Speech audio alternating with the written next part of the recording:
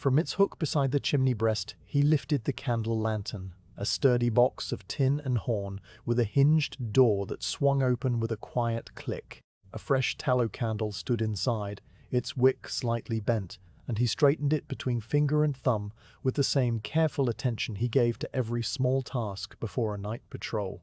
He struck a match from the tin box on the mantel, touched the flame to the wick, and watched the little tongue of fire steady itself into a warm globe of light that pushed softly against the darkening walls. The horn panels glowed a buttery yellow, and he closed the little door and turned the small knob that locked it.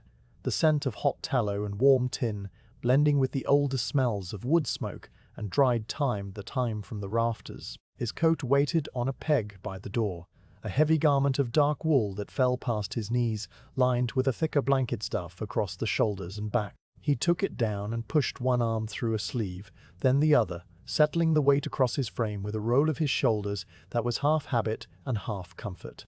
The coat smelled of the outdoors already, of damp plains and leaf mold and the faint salt of the chalk downs carried on the wind. He buttoned it slowly from the collar to below his chest, leaving the lower buttons open so his legs could move freely, and the wool settled around him like an old friend. Next he reached for his walking staff where it leaned against the door frame, a length of seasoned ash with a dark, polished grip worn smooth by years of use. The brass ferrule at the bottom tapped once against the stone flags as he took it up, a small sound that marked the official beginning of his departure from the warm interior to the cold November air outside. He took a woolen scarf from the peg and wound it once, twice around his neck, tucking the ends into his coat, and then he lifted the lantern by its wire handle, holding it just below his chest so the light would not dazzle his eyes. A last look around the room showed him the familiar shapes of his few possessions: the wooden chair by the fire, the small table with its clay pipe and a tin cup, the narrow shelf that held a Bible and a parish ledger and a chipped blue jug. Everything was in its place, and that quiet order pleased him in a way he never put into words. The fire would be cold ash by the time he returned, and the kettle on its crane would be stone cold too, but that was the pattern of every night he had kept for more years than he cared to count. He opened the cottage door and stepped out onto the stone threshold, pulling the door shut behind him until the latch dropped with a firm click that he tested once with the flat of his hand. Outside, the air met him like a cold cloth pressed to the face, clean and sharp with the first true bite of November.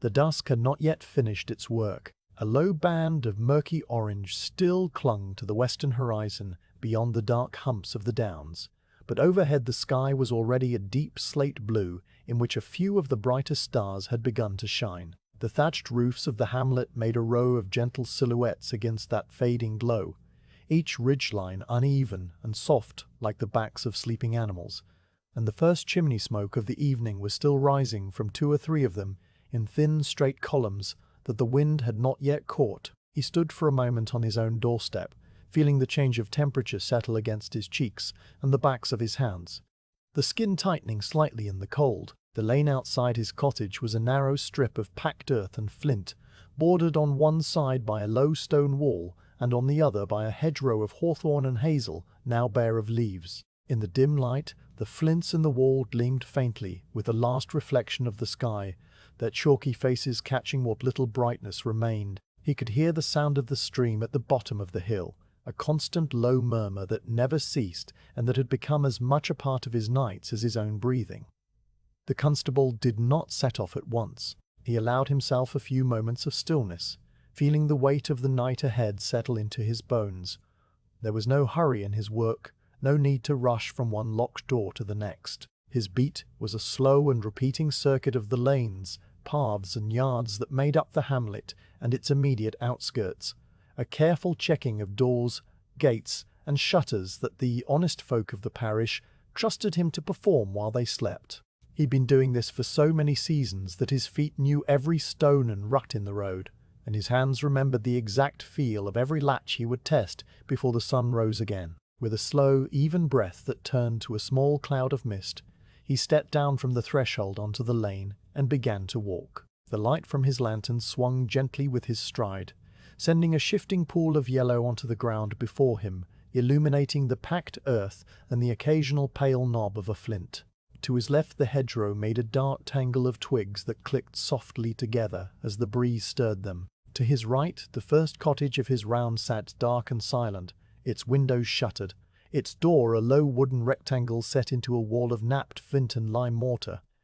He did not stop there yet. His circuit had a set order, and he always began by walking the full length of the western lane first, checking the doors at the far end before doubling back along the opposite side. The lane curved gently around the shoulder of the hill, and as he walked the last bit of evening light drained away so gradually that he could not say exactly when dusk became night. One moment the hedgerow was a dark shape against a grey sky. The next, it was just a deeper darkness against the black. The change was so gentle, so free of any sudden shift, that it felt less like an ending and more like a slow drawing of a curtain across the world. Overhead the stars multiplied, first the bold ones he already knew by name, and then a whole dusting of finer lights that spread from horizon to horizon, cold and white and utterly still. The constable did not look up at the stars often. His gaze stayed mostly on the ground ahead, on the doors and gates and windows that he passed, cataloguing them in the quiet, methodical part of his mind that was always on duty. But he was aware of the sky above him in the same way he was aware of the stream's voice or the smell of cold earth, as a steady presence that needed no comment. The night wrapped itself around him, and he walked on, his staff tapping the ground in a slow rhythm that matched the pace of his heart. At the first bend he passed the cottage of the widow Tibbet, a small dwelling with a lean-to shed at the side and a patch of garden given over to winter cabbages. The door was shut, the iron thumb latch down, the single window covered by a wooden plank shutter that had warped slightly at the corner, leaving a sliver of darkness that was deeper than the flint wall around it. He noted the warp, as he always did, and made a mental note to mention it to her son when next he saw him, not as a fault but as a small thing that might be mended before the winter winds grew stronger. He passed the door without touching it, saving the checking for his return circuit. Further along, the lane opened briefly onto a small triangle of common ground where a stone horse trough stood under an ancient oak.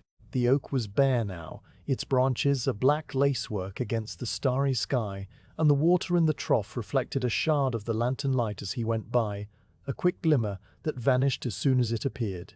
A cat moved somewhere in the shadows near the base of the tree, a fluid shape that slipped into the hedge without sound, and the constable acknowledged its presence with a slight dip of his chin, as if greeting an old acquaintance. He reached the point where the lane forked, the left branch leading down to the mill and the right branch climbing toward the church. Here stood a pair of cottages that belonged to two brothers who worked the same stretch of chalky farmland. Their doors faced each other across the narrow track, and tonight both were dark and still, the thatch above them smelling of damp straw and wood smoke. The constable paused between them, listening. From inside the left-hand cottage came the faint creak of a timber settling, then silence. From the right came nothing at all. Satisfied, he turned the corner and began the slow climb toward the churchyard. The rise was gentle, the ground growing stonier underfoot as the lane left the cluster of cottages behind and rose between open fields. On either side, the chalky soil lay ploughed into dark ridges, the flints scattered among them, catching the light in tiny sparkles. The breeze was stronger here, coming off the downs without the shelter of the hedgerows, and it stirred the tails of his coat and carried the distant sound of a dog barking from a farm far across the valley. The bark was not urgent, just a farm dog speaking its piece to the night, and it faded away into the general hum of wind and stream. By the time he reached the lodge gate, the night was fully settled, deep and cold, and filled with a scent of frost that had not yet begun to form, but that promised itself before dawn. He pushed the gate open, and it swung with a low groan, the wood heavy with age. The churchyard path ran straight between two rows of leaning headstones, their inscriptions smoothed away by centuries of rain, and his boots made a soft shushing sound through the dead grass that grew between the graves. The church itself was a low, sturdy building of flint and stone, its tower a square block against the stars, its single bell visible as a darker shadow inside the arched opening. He walked to the south door and laid his hand against the iron ring handle, pressing gently to confirm that the great wooden door held firm. It did. He then circled around to the vestry door on the north side, a smaller entrance used by the rector, and tested that latch too, finding it secure. An owl was perched on the lowest branch of the yew tree that grew near the porch, a hunched shape that turned its head to watch him with eyes that glowed pale in the lantern light. He stood still, returning the gaze for the space of several slow breaths, and then the owl spread its wings and dropped silently from the branch into the darkness beyond the churchyard wall.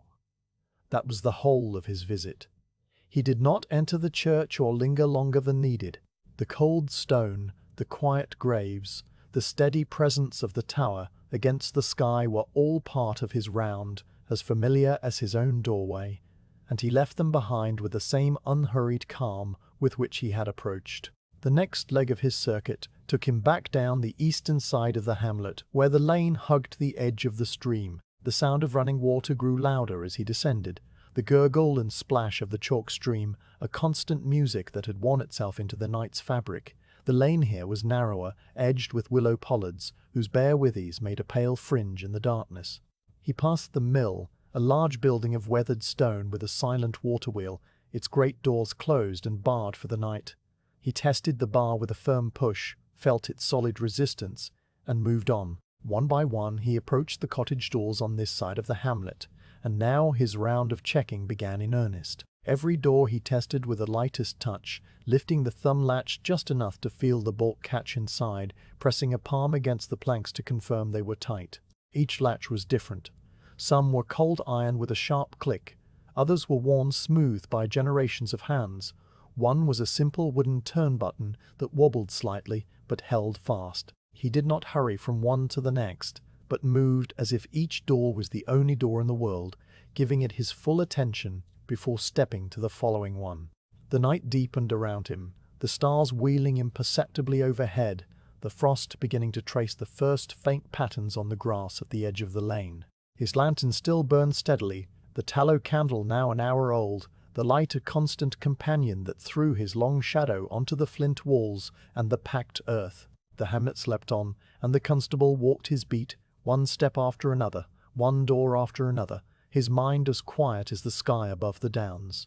The smithy stood at the far end of the lane, where the cottages thinned out and the ground began to slope toward the water meadow, a low, solid building of flint and old brick, with a roof of clay tiles instead of thatch. Its great doors were closed and barred for the night, a heavy wooden beam slotted across them in iron brackets, the black paint on the brackets flaking away in small curls that the constable could feel under his fingers when he checked them.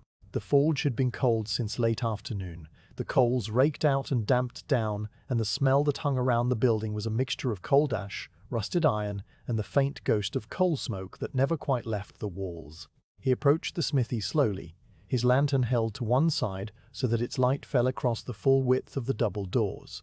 The circle of yellow illuminated the rough grain of the oak planks, the heavy iron studs that patterned their surface, the dark line where the two leaves met, and the thick bar that rested in its brackets.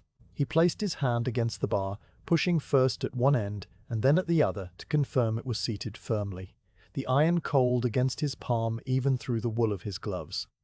It did not budge. He then checked the smaller wicket door set into the right-hand side of the building, a low entrance that the smith used during the day when the great doors stood open. Its latch was a simple iron thumb piece that lifted with a slight grating sound, but the door itself held fast against his push, bolted from the inside. The lane here was unpaved, just a track of chalky mud and embedded flints that had been pressed down by years of cartwheels and shod horses.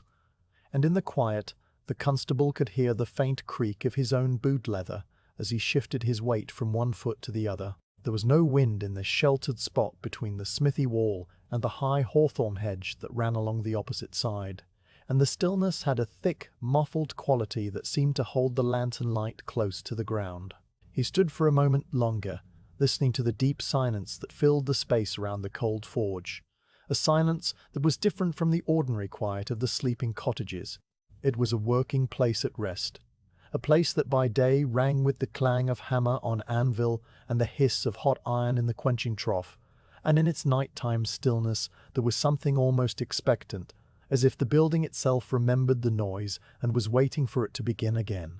He left the smithy doors and walked on, the lane narrowing as it bent around the back of the building. Here the hedge grew right up against the path, its bare twigs scratching softly at the sleeve of his coat as he passed, and the ground underfoot became rougher, more scattered with loose flints that turned under his boot soles with small clicking sounds. The lantern light bobbed and swayed, throwing shifting patterns onto the dark mass of the hedge in the pale chalk of the track. And the constable's shadow stretched behind him, a long dark shape that seemed to move of its own accord across the uneven ground. The first cottage he came to, beyond the smithy, belonged to the thatcher, a man whose work kept him on the roofs all summer and in the workshop all winter, splitting hazel spars and binding them into bundles for the next season. His door was a low, wide thing of dark oak, with a heavy iron ring for a handle and a latch that worked on a simple lever inside. The constable took the ring in his hand, feeling the cold metal warm slightly under his grip, and lifted it just enough to test that the latch was engaged. The door gave a tiny inward shift, no more than the thickness of a thumbnail, the wood settling against its frame, and then it was still. The sound it made when he pressed was a dull, woody thump that was absorbed at once by the thatch of the roof and the dense hedge, a private sound between the door and his hand that went no further. Above the door the thatch overhung in a thick brow, and under it the shadows were so deep that even the lantern light could not reach them. A spider's web, touched by the edge of the yellow glow, showed itself as a fine silvery net stretched between the doorframe and the wall, its maker huddled in a corner crack, waiting for the morning. He moved on to the next door, which belonged to the Carters, a family of field labourers who rented the cottage from the estate. Their door was painted a faded blue, the colour now barely visible in the night, just a different quality of darkness against the grey flint wall. The latch here was a newer iron fitting, installed only the previous spring, after the old wooden one had split, and it still had a sharpness to its edges that the constable noted each time he checked it. He lifted the thumb piece, felt the bolt slide home inside its keep, and let it drop back with a clean metallic click, the sound sharper and shorter than the soft thump of the thatcher's door. Beside the door, under the single shuttered window, a line of firewood was stacked against the wall in neat rows, and the smell of split beech logs added a clean, sweet note to the cold air. The third cottage on this stretch had a door that opened directly onto the track without even a doorstep to mark the transition, the packed earth of the lane rising right up to the threshold. It was a small dwelling, a labourer's cottage of 2 rooms, and its door was made of vertical planks held together by 2 horizontal battens nailed across them. The planks had shrunk over the years, leaving narrow gaps between them through which the constable could see the faintest flicker of banked embers from the hearth inside. The latch was a wooden turn button on a leather thong that passed through a hole in the door, a simple fastening that worked by gravity more than by any mechanical cleverness. He reached through and turned the button, feeling the worn smoothness of the wood under his thumb, and satisfied himself that it was in the closed position. The leather thong was soft and flexible, still holding after years of use, and he let it fall gently back against the planks. A few paces further along, the track widened slightly into a small yard where the blacksmith's own cottage sat, a larger dwelling than the others, with a stone chimney and a slate roof. A sleeping shape of a dog lay curled in the angle of the doorstep, its body a dark mound of fur that rose and fell with the slow rhythm of deep animal sleep. The constable's approach was quiet, but the dog's ears twitched as the light from the lantern passed over its closed eyes, and after a moment the animal stirred, lifted its head, blinked once in the lantern's glow, gave a slow sigh that steamed faintly in the cold air, and then settled again with its nose tucked under its tail. The constable reached over the sleeping dog and tested the door, an iron thumb latch very like the one on the smithy wicket, and found it securely closed. The dog's breathing continued, slow and even, and the constable stepped carefully around it and left the yard as quietly as he had entered. The lane continued its gentle curve, and now the cottages came closer together, their walls almost touching in places where the gables overlapped. The next door he checked was that of an elderly couple who had lived in the hamlet longer than anyone could remember, and whose door was the oldest on the lane, a wide slab of oak that had turned nearly black with age and was studded with square-headed nails in a pattern of 3 rows of 3. The iron ring handle was so warm that it had become thin in the middle, where countless hands had grasped it over the decades, and the surface of the door itself was polished to a dull gleam around the latch from the repeated touch of fingers. He tested it gently, feeling the weight of the old wood resist his push, and the sound it made was a deep, solid note, almost like the sound of a distant drum. Passing a narrow gap between two cottages, a passage that led to the back gardens and pigsties, the constable paused to shine his lantern down it, the light revealing a strip of beaten earth, a wooden rain butt, and the dark shapes of cabbages in a small plot. Nothing moved, and he continued on. The last door before the lane split was a newer cottage, barely 10 years old, built of brick rather than flint, and with a door that still showed the pale color of fresh sawn pine under its coat of brown paint. Its latch was a spring mechanism imported from a foundry in the north, a brass fitting with a curved lever that snapped back into place with a brisk efficiency that was unlike the slower, heavier latches of the older doors. The constable pressed it, felt the spring resist and then release, and the little snap it made was so quick and light that it seemed almost cheerful compared to the sober thunks and clunks of the other doors. He noted that the hinges needed oiling, for they gave a small squeak when he tested the door with his palm, a sound as thin and high as a distant bat cry. Beyond this last cottage, the lane split into two narrower paths, one leading down across the water meadow toward the old mill, and the other climbing slightly toward the churchyard. And the constable stood at the junction, looking first one way and then the other. The stream could be heard more clearly from here, its constant murmur rising up from the meadow below, a steady wash of sound that filled the silence between his footsteps. He had completed the first side of his circuit, and now he turned, not to go back the way he had come, but to cross to the opposite side of the lane, and begin checking the doors that faced the ones he had already tested. The crossing was only a few strides, and the light from his lantern swung across the empty track, picking out the pale flints and the dark patches of mud, before settling on the first door of the return side.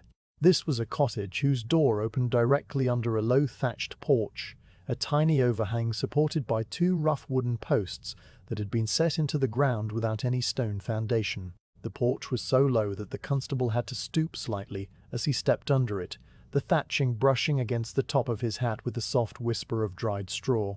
The door behind the porch was painted a dark green that had faded to a color closer to grey, and its latch was a simple bar of iron that slid sideways into a slot in the frame. He worked it back and forth once, feeling it move freely without catching, and pushed it firmly into the closed position. The silence under the porch was even deeper than outside, the thatch absorbing sound like a blanket, and his own breathing sounded louder to him here, a soft, steady rhythm that kept him company in the small enclosed space. He stooped out from under the porch and continued along the return side of the lane.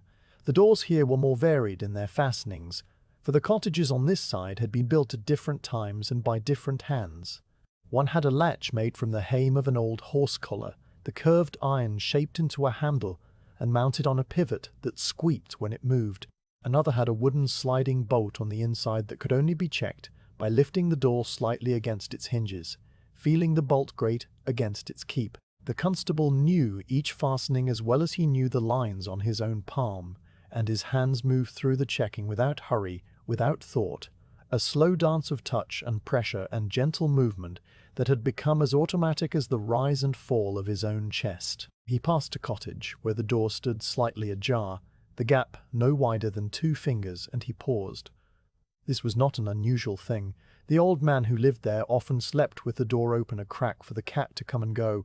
The constable pushed the door gently with his fingertips until it met the jamb, then tested that the latch was still in a position where it could catch if needed. He did not fully engage it, leaving it as he found it, respecting the small nightly arrangement between a man and his cat. Further down, a window shutter had come loose at one corner and was tapping very softly against the frame with each stir of the breeze, a tiny sound like a fingernail against wood. He noted this too, adding it to the list of small things to mention in the morning, and passed on. The lane curved one final time, bringing him back past the smithy on the opposite side. And here the building presented its flank wall to the track, a long stretch of flint, with a scattering of small high windows too narrow for anything larger than a cat to pass through. He ran the light of his lantern across them, seeing the thick glass panes set in lead, and they were all intact, all dark. The smithy's chimney stack rose against the stars, a solid square of brick that had been blackened by years of smoke, and at its base the lantern light found a pile of old horseshoes waiting to be straightened, a heap of dark iron shapes that glinted dully where the rust had not yet covered them. Beyond the smithy, the lane opened out again onto the common ground with the horse trough and the ancient oak, and the constable completed his circuit of the first lane by arriving back at the point where he had started, the junction near the widow Tibbet's cottage. He had not hurried, and he had not lingered longer at any door than that door required. The checking had taken exactly as long as it always took, a steady quarter of the night's work done.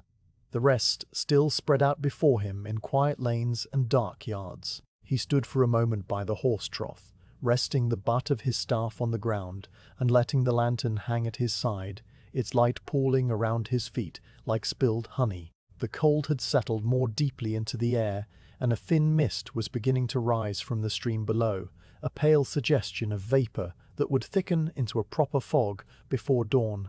In the deep silence of the common, with the dark shapes of the cottages clustered around him and the stars burning coldly overhead, the constable allowed himself a single slow breath that turned to steam and drifted away over the water in the trough. Then he lifted his lantern again, shifted his grip on his staff, and began the walk toward the high street, where the shuttered shop fronts waited for his careful inspection under the November sky. The constable turned from the cottage at the end of the lane and began the gentle climb back toward the center of the hamlet, where the high street lay quiet under the weight of the night. The lane narrowed between two old flint walls that were green with moss in the crevices, and the lantern light brushed along the coarse textures as he passed, picking out the sparkle of tiny quartz crystals embedded in the stone. His boots made a steady sound on the packed earth, a soft crunch and shuffle that seemed to belong to the night itself rather than to him, as if the darkness were breathing through his footsteps. Ahead, the high street opened out like a river of space between two rows of buildings that faced each other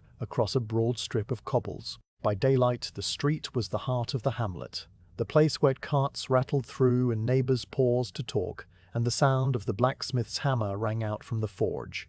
But at this hour, deep in the long quiet before dawn, it was a different world entirely. The houses and shops stood dark and still, their windows shuttered, their doors closed, the life of the place drawn inward like a held breath. The constable stepped onto the cobbles and felt the familiar unevenness under his soles, the stones worn smooth by generations of feet and hooves and iron-rimmed wheels. He paused at the edge of the street to let his senses reach out into the silence. It was a habit so old that he no longer thought about it, a moment of listening that was as much a part of his round as the checking of latches. The wind was moving softly along the rooftops, stirring the loose ends of thatch with a sound like a distant whisper. Somewhere a shutter creaked on its hinges, once and then still. From the direction of the pond came the faint plash of a watervole slipping into the reeds.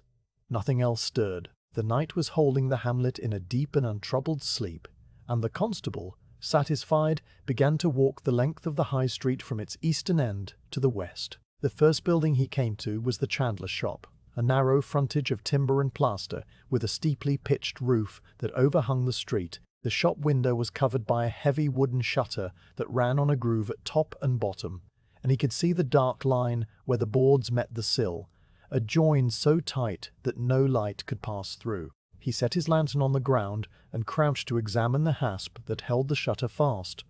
It was a simple iron fitting, a hinged loop that dropped over a staple fixed into the wood, secured by a stout padlock with a rounded body. He took the padlock between his fingers and gave it a gentle tug, feeling the weight of it, the firmness of the mechanism. It held. The keyhole was small and dark, and a faint smear of oil around the edge told him that the chandler had greased it recently against the damp. He straightened up, his knees cracking softly, and picked up the lantern. Beside the shop door, which was likewise locked with a heavy iron key that he could see in the keyhole from the faint reflection of his light, stood a small barrel of tallow that the chandler had left outside by mistake. It was half full. The contents congealed into a whitish mass that gleamed dully. The smell of tallow hung in the air round it, a thick, fatty scent that mixed with the colder smells of stone and frost. The constable considered the barrel for a moment, then tapped the side of it with his staff to be sure it was too heavy for any casual thief to lift. The sound was a dull thunk that died quickly, and he moved on, leaving the barrel where it stood. Next along the street was the bakehouse, a wider building with a low doorway and a brick chimney that rose squarely above the thatch. The bakehouse had two shutters. one for the serving hatch where the loaves were sold in the morning, and one for the larger window that looked into the baking room. Both were closed and fastened. The constable approached the hatch shutter first, running his fingers along the wooden bar that crossed it on the inside, which he could feel through a small gap between the shutter and the frame. The bar was solid, a thick piece of oak that would not yield, and the leather hinges on the outside of the shutter were intact, their stitching still firm. A faint warmth still radiated from the wall beside the chimney, the last remnant of the day's firing, and it carried with it the scent of bread, a deep and yeasty smell that had soaked into the very bricks. He breathed it in without hurry, letting the familiar comfort of it settle in his chest before stepping to the main door. The bakehouse door was a hefty thing of vertical planks bound with 2 iron straps that crossed from hinge to lock. The key was not in the hole, which meant the baker had taken it inside with him as he always did, a careful habit that the constable approved of. He pressed his palm against the wood just above the latch, and pushed, feeling the door resist with the full solidity of its frame. It did not shift, did not rattle, did not give even the suggestion of weakness. The door was as secure as any in the hamlet, and he left it with the quiet satisfaction of a task performed exactly as it should be. The draper's shop stood beyond the bakehouse, separated from it by a narrow alley that led through to the backyards. The draper had a larger window than the others, a wide opening that during the day displayed bolts of cloth in colours that brightened the whole street. Now it was covered by a shutter of 3 horizontal boards that slotted into grooves at the sides, and a long iron bar ran across the whole width, padlocked at each end. The constable checked both padlocks, one on the left and one on the right, lifting each in turn and feeling the same solid click of the mechanism. The iron bar was cold under his touch, so cold that it stung slightly on the bare skin of his fingers, and he tucked his hand back into the warmth of his coat as soon as the check was done. Beside the shutter, the shop door had a small glass pane set into its upper half, a rare luxury in the hamlet, and he raised the lantern to peer through. The glass was dark, showing only the dim outline of a counter and some shelves, all empty and still. The door handle turned only a fraction before the lock stopped it, and he let it go with a small nod. Beyond the drapers, the high street widened slightly into an open space before the inn, a long building of 2 stories with a painted sign that creaked on its bracket in the breeze. The sign showed a white heart, its paint faded and flaking, and it swung just enough to make a soft, rhythmic sound that was as much a part of the hamlet's night as the stream. The inn was shuttered like the others, but its shutters were painted a dark green that had weathered to grey, and they were taller than the rest, reaching up to cover the large windows of the tap room. The constable went to each of the 4 ground floor windows in turn, checking the heavy iron hooks that held the shutters closed from the inside. He could not see the hooks, but he could feel them through the gap, catching his fingernail on the cold metal, confirming that each one was caught fast in its eye. The inn door was the strongest on the street, a great slab of oak studded with square-headed nails, and it had 2 locks, one a brammer lock set into the wood, and the other a heavy bolt that slid across the inside. The constable tested the door with his shoulder, not hard enough to make a sound, but enough to feel the resistance of both mechanisms. It was like pushing against the church wall, and he stepped back with the quiet knowledge that the inn was as secure as any building could be. From somewhere deep inside came the muffled chime of a long case clock, striking the half-hour, the notes faint and slow, one for each quarter of the hour that had passed since midnight. He listened until the last chime faded, counting them without thinking, his internal clock adjusting to the confirmation of the time. Past the inn, the street began to slope downward toward the western edge of the hamlet, and the buildings here were private houses rather than shops. The first was the home of the parish clerk, a neat dwelling with a small porch and a carefully tended garden in front, now just a dark square of turned earth. The porch door was latched with a simple wooden turn buttoned, and the constable tested it with a light touch, finding it secure. The inner door beyond the porch was closed, and through the small window beside it he could see the faintest glow of a banked fire, a single orange ember deep in the grate. The clerk was a careful man, and his house was always in good order. The next house belonged to a widow who lived alone, and the constable paused here a moment longer than he did at the others.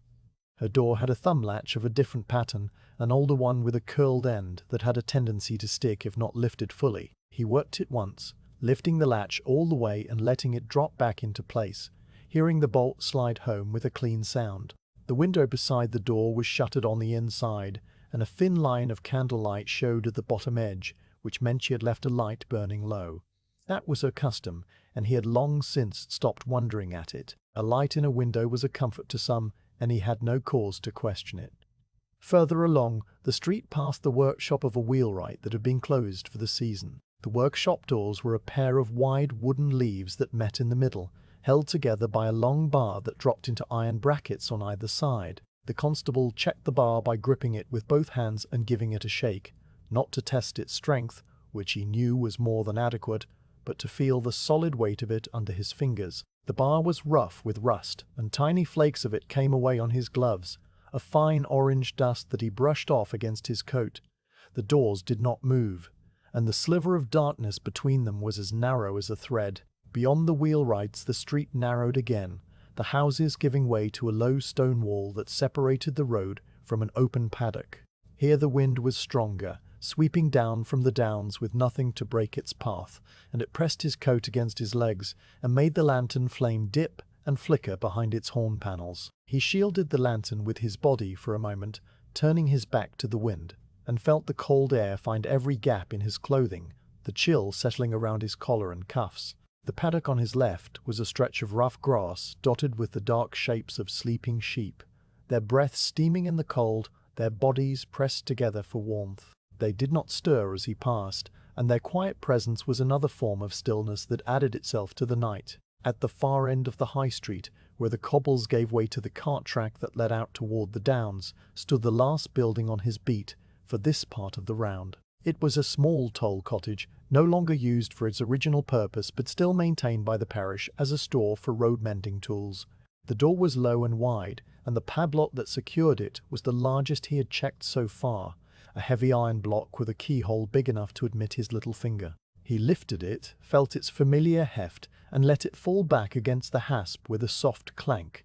The sound was swallowed immediately by the open air beyond, where the chalk track ran pale into the darkness of the downs, visible only as a faint streak under the starlight. He stood for a moment looking out along that track, letting his gaze travel to the distant barrows on the ridge, their shapes just discernible against the sky. Then, with a slow turn that brought the wind to his back, he began the return walk along the opposite side of the street. The return was a mirror of the outward walk, but no less careful. He checked each door and shutter again from the other side, testing the familiar fastenings with the same steady attention, his fingers moving through the motions as if each one were the first of the night. The chandler's padlock was still firm, the bakehouse door still solid, the draper's iron bar still cold and heavy under his touch. The inn sign creaked as it had before, the same slow rhythm, and the clock inside the inn had not struck again. The street lay as he had found it, shuttered and still, breathing the deep breath of the early morning hours. Halfway back he stopped to adjust the wick of his lantern, which had begun to smoke slightly, the flame growing tall and wavering. He set the lantern on the cobbles, opened the little door, and used a small metal pick from his pocket to trim the charred end of the wick, letting the blackened bit fall to the street where it glowed for a second and then went out. The flame shrank back to a steady blob, and the smell of hot tallow rose up around him, familiar and comforting. He closed the door, locked it, and lifted the lantern again, his shadow swinging back into place on the cobbles behind him. A cat crossed the street ahead of him, a lean tabby that he recognized as belonging to the inn. It moved with the slow, deliberate pace of a creature that owned the night, its tail held high, its eyes catching the lantern light in two brief green flares. It paused in the middle of the street to look at him, then continued on its way into the alley beside the drapers, vanishing as completely as if it had stepped through a door. The constable watched it go, and then resumed his walking, the tap of his staff on the cobbles, the only sound beyond the sigh of the wind. By the time he reached the eastern end of the high street and stepped off the cobbles onto the packed earth of the lane, the cold had settled more deeply into his hands and feet, and the tips of his ears stung under the brim of his hat. He did not mind the cold. It kept him awake and sharp, and it was as much a part of the night's work as the darkness itself. He paused to tuck his scarf more tightly around his neck, pulling the wool up over his chin, and then set off down the lane that would take him toward Tinker's Row, the next section of his beat. The high street lay behind him, silent and secure, every door and shutter and hasp and padlock tested and found faithful, and he carried the knowledge of that security with him like a small, steady warmth in his chest that no November wind could touch. The lane that led to Tinker's Row dropped away from the high street at a sharp angle, bending so suddenly between two old cottages that a stranger might have missed it entirely in the dark. The constable knew the turn by the feel of the ground under his feet.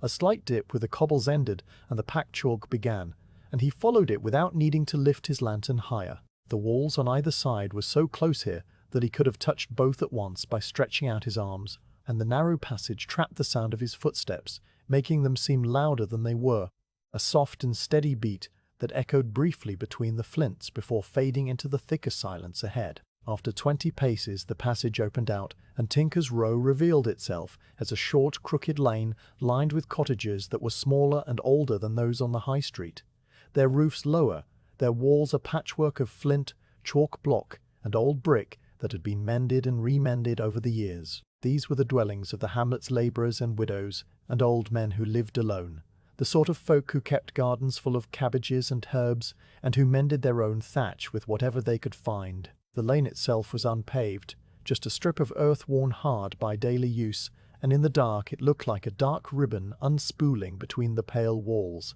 The constable slowed his pace here, not from tiredness but from an instinct that this part of his round required a deeper quiet. The houses on Tinker's Row were built close to the ground, their windows low and their doors opening directly onto the lane or into small gardens bound by hedges and low stone walls. There were no grand shutters here, no heavy padlocks, only simple wooden latches and leather hinges, and the occasional turn button that could be checked with a touch. He began with the first cottage on his right, which had a garden no wider than a cart and a wicket gate of woven hazel that sagged on its hinges. The gate was closed, its simple hook of bent iron dropped into the eye, screwed into the post, but he tested it anyway, lifting the hook and letting it fall back into place with a tiny clink.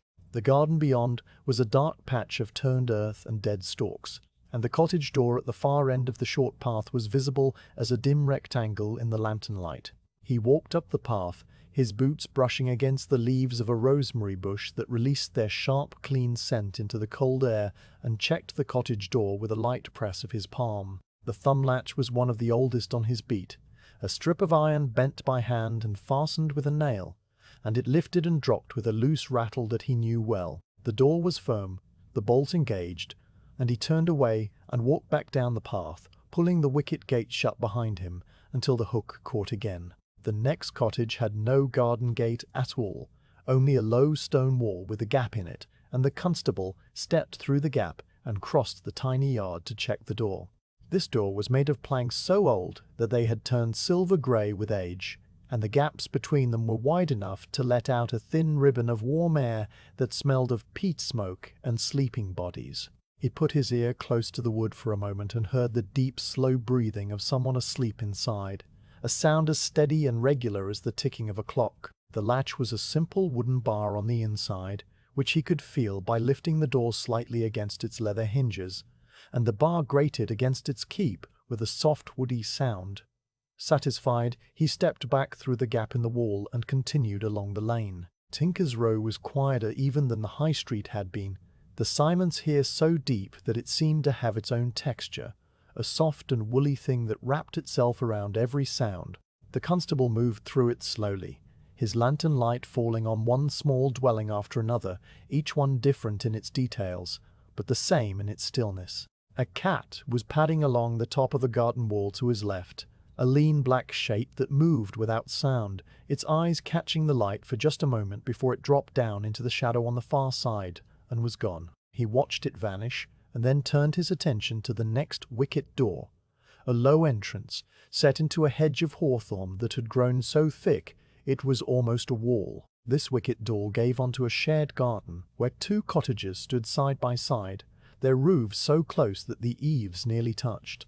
The door itself was just a frame of rough timbers with an infill of woven hazel, and its latch was a leather thong that passed through a hole and tied around a peg on the inside. The constable reached over the top of the door, his arm brushing against the prickly ends of the hawthorn, and felt for the thong with his fingers. It was there, pulled tight, the knot still firm, and he let it be and withdrew his arm carefully to avoid snagging his sleeve. Through the hedge he could see the dark shapes of both cottage doors, and he noted that both were closed, their windows dark, the whole garden wrapped in a quiet so complete that it felt like a held breath. He moved on, and the lane bent slightly to the left, following the contour of the hill. Here a cottage stood on its own, set back from the lane by a larger garden that had a proper gate of iron, a rare thing on Tinker's Row. The gate was low, only waist high, and its bars were rusted to a dark brown that flaked off under his touch as he tested the latch. The latch was a spring mechanism, a length of steel bent into a curve that snapped into a notch on the gatepost, and it took a firm push to release it. He let it snap back, and the sound was a sharp click that seemed loud in the quiet lane, loud enough that he paused to listen for any sign that it had disturbed the sleepers inside. Nothing stirred, no light appeared at the window, and after a moment he walked on, satisfied that the night was too deep for such a small noise to matter. The cottage on the bend had a low window that faced the lane, its sill barely a foot above the ground, and the constable stooped to check the frame. The window was a casement of small leaded panes, and the iron stay that held it closed was engaged, its hooked end caught over a pin in the frame. He tested it with a fingertip, feeling the cold metal resist his push, and then ran his hand along the bottom of the frame to be sure no gap had opened where the wood had warped. The frame was tight, the putty around the panes still firm despite the frost, and he straightened up with the small pop of his knees that he had grown used to over the years. A little further along he passed a cottage where the garden had been given over to a flock of hens. Their coop, a low structure of old boards and chicken wire that stood against the back wall. The hens were silent, asleep on their perches, and the constable could hear their soft clucking sounds, a gentle murmuring that was as much a part of the night as the stream. The garden gate here was a ramshackle affair of palings tied together with twine, and its fastening was a loop of rope that dropped over a nail on the post. He lifted the loop, felt the roughness of the sisal on his fingers, and dropped it back, then checked the cottage door itself, which was secured by a sliding bolt on the inside that he could feel through a hole cut in the door for the cat. The bolt was shot home, and he left it as it was. As he walked, the constable became aware of the sounds that were not silence, but the quiet voice of the hamlet itself. A timber in one of the cottage frames creaked as the cold tightened its grip.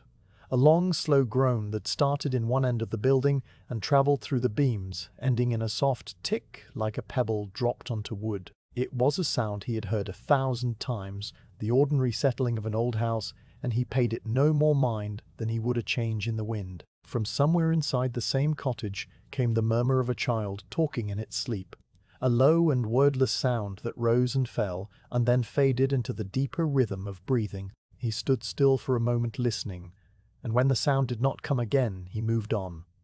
The next cottage on the row was empty, its door standing ajar and its windows dark and glassless, the roof half fallen in. The constable still checked its gate, a habit so ingrained that it did not matter if anyone lived there or not, and found the hook hanging loose, the gate swinging open at his touch. He pushed it shut and hooked it, then stood looking at the dark shell of the building for a while, noting the way the starlight fell through the broken rafters onto the rubble inside. The empty cottage had its own kind of peace, a stillness that was different from the lived-in silence of the others, and he acknowledged it with a slight dip of his head before continuing on. Tinker's Row ended at a small patch of common ground where a washing line was strung between two poles, the clothes now taken in for the night, the line itself sagging slightly in the middle, with a faint creak as the wind moved it. Beyond the common ground the lane narrowed again and dropped down to the stream, but that was a different part of his round, and for now he turned and began the slow walk back along the opposite side of the row, checking the doors and gates and windows that he had passed on his outward walk. The return side of Tinker's Row had its own character. The cottages here faced north and were built closer to the lane, their gardens smaller and their walls more often made of brick than flint.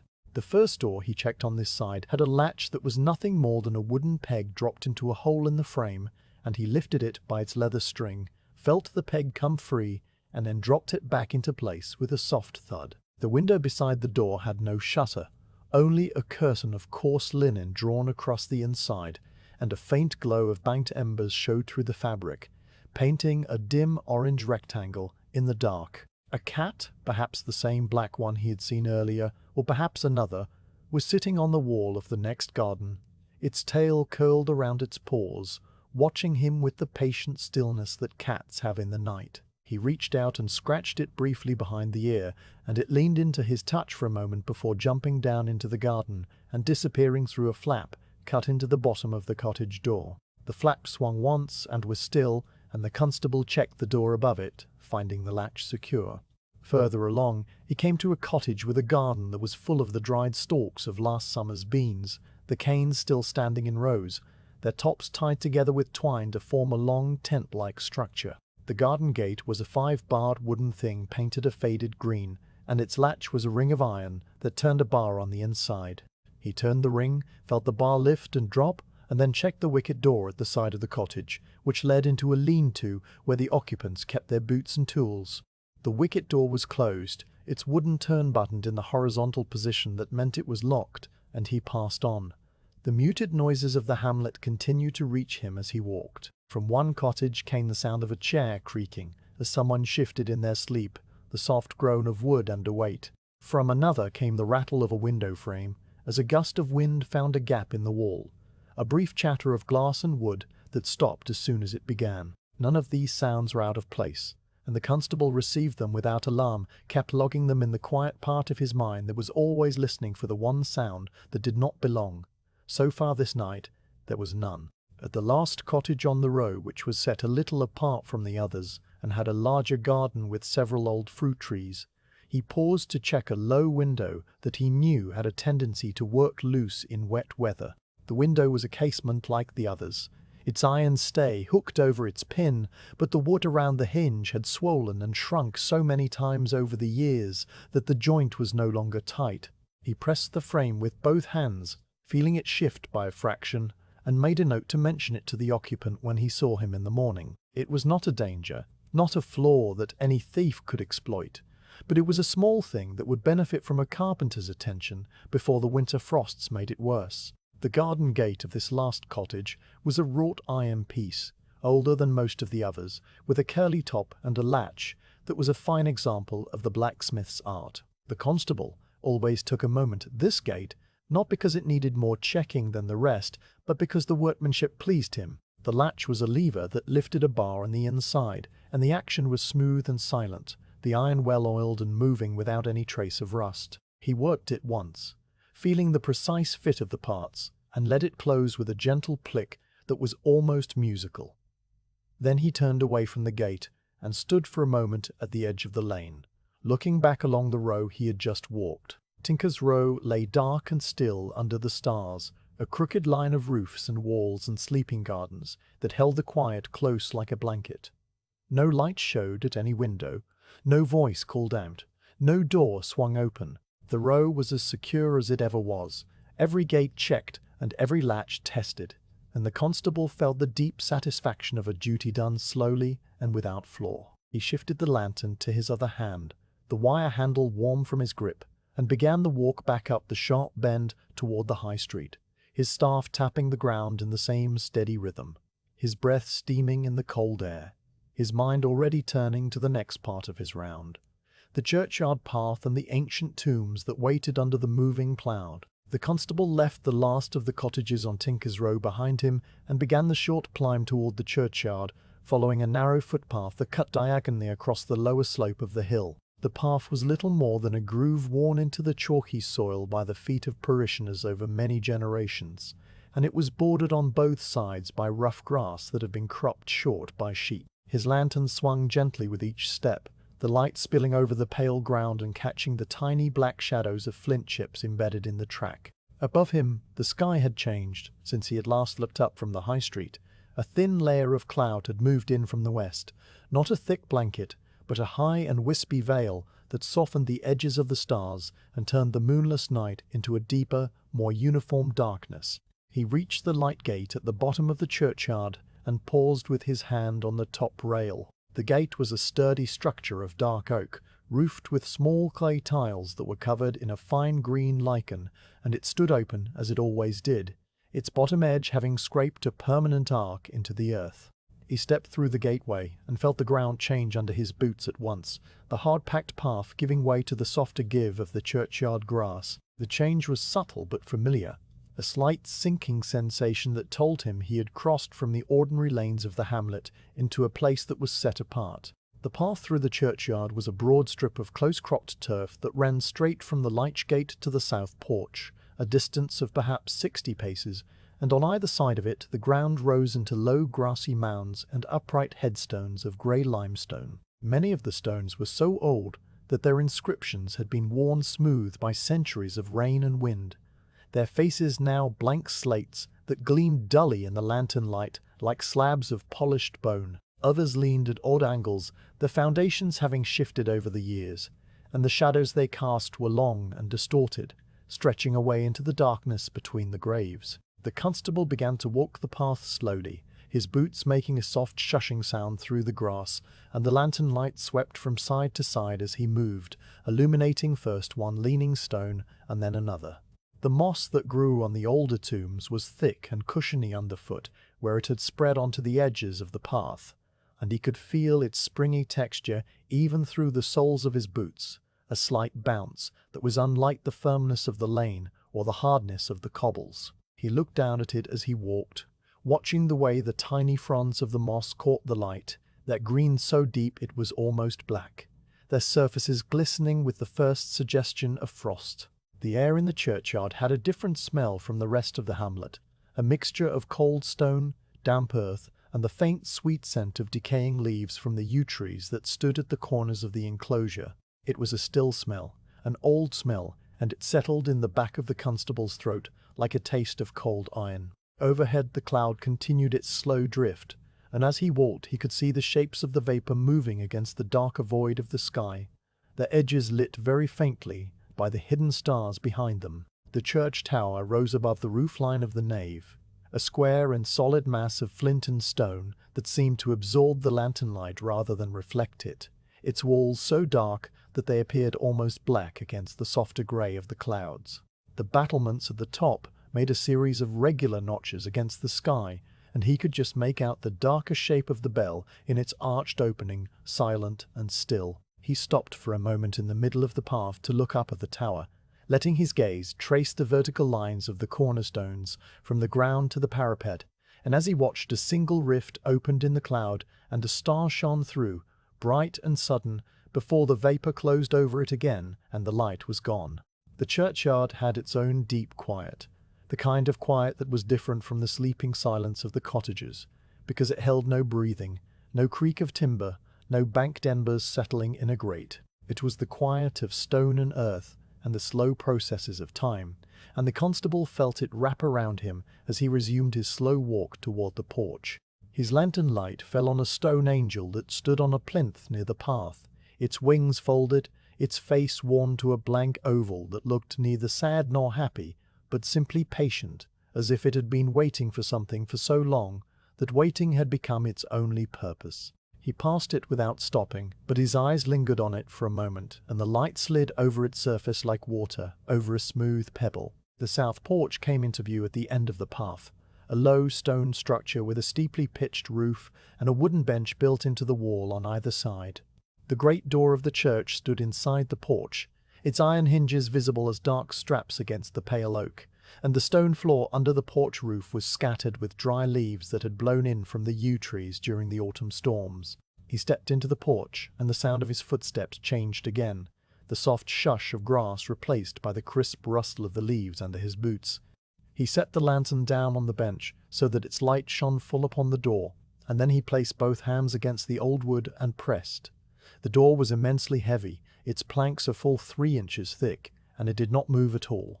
He felt the solid resistance travel up through his arms and into his shoulders, the kind of resistance that only great weight and tight joinery could produce, and he knew without needing to look further that the great iron bolt on the inside was shot home and that the lock was turned. He removed his hands and ran his fingers along the edge of the door where it met the stone frame, feeling for any gap that might indicate warping. There was none. The door fit as snugly as it had when it was hung, and the cold air that seeped through the join was no wider than a breath. He picked up the lantern and left the porch, turning left along the gravel path that led around the side of the nave toward the vestry door. The gravel crunched under his boots, a sound that seemed loud in the still air, and the loose stones rolled slightly under his weight, shifting and settling with each step. The wall of the nave rose beside him, its flints set in courses that ran in wavy lines, and between the flints the mortar had been patched over the years in different shades of grey, creating a map of repairs that told the history of the building more clearly than any written record. He ran his free hand along the wall as he walked, feeling the roughness of the flints and the smoother texture of the mortar, the wall cold and dry under his palm. The vestry door was tucked into a small projection on the north side of the church, a modest entrance with a simple stone arch above it, and a single step worn into a hollow by the feet of the rector and the parish clerk. The door itself was smaller than the great south door, made of vertical planks banded with 2 iron straps, and its latch was a ring handle that turned a catch on the inside.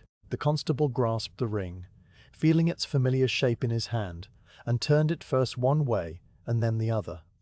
The ring moved freely, but the catch behind it held firm, and when he pushed against the door with his shoulder, it did not give. He knelt to check the gap at the bottom, shining the lantern low so that the light slid across the stone threshold, and he could see the dark line of the bolt where it crossed the gap, a shadow within a shadow. Everything was as it should be. He straightened up and stood for a moment beside the vestry door, his back to the wall, looking out over the northern part of the churchyard. The graves here were fewer and more scattered, the stones smaller, and beyond them the ground fell away in a gentle slope toward the dark mass of the downs. The wind was stronger on this side of the church, blowing steadily from the open country, and it stirred the tails of his coat and made the lantern flame dip and flicker. He could hear the distant sound of the stream again, a constant murmur that rose and fell with the gusts, and somewhere far off a fox barked, a single sharp cry that cut through the wind and then was gone. He walked back along the gravel path to the south side of the church, his boots crunching the same stones he had disturbed moments before, and he paused at the corner of the tower to look out over the churchyard and the hamlet beyond. From this slight elevation he could see the dark rooftops of the cottages huddled together along the lanes, a few chimneys still trailing thin ribbons of smoke that were almost invisible against the cloudy sky. The high street was a darker stripe between the roofs, and beyond it the common ground around the horse trough was a vague patch of open space. Nothing moved in the hamlet, and the only light apart from his own lantern was the faint glow of the banked fires that showed through a few chinks in the shutters of the inn. The scene was as peaceful as any he had ever looked upon, and he allowed himself a long, slow breath that turned to steam and was carried away on the breeze. It was as he stood there that the bell in the tower above him struck the hour. The mechanism gave a single deep clunk as the lever released, and then the great bell swung on its wheel and the note rolled out into the night. It was a low and sonorous sound, a single stroke that seemed to hang in the air for a long time after the bell had stopped moving, its vibrations travelling through the stone of the tower and into the ground under his feet. He felt the note as much as heard it, a deep thrum that passed through his boots and into his bones, and he closed his eyes for the duration of the echo, letting it wash over him. The sound travelled out across the churchyard, over the graves and the yew trees, down into the hamlet and across the dark fields, and then it slowly faded until there was nothing left but the wind and the stream and the steady sound of his own breathing. 1 o'clock in the morning, and the night was still deep and full of hours. When the last trace of the bell's note had gone, he opened his eyes and noticed the owl for the first time. It was perched on the lowest branch of the largest yew tree that grew near the porch, a bird of considerable size with a round head and dark eyes that reflected the lantern light in 2 pale discs.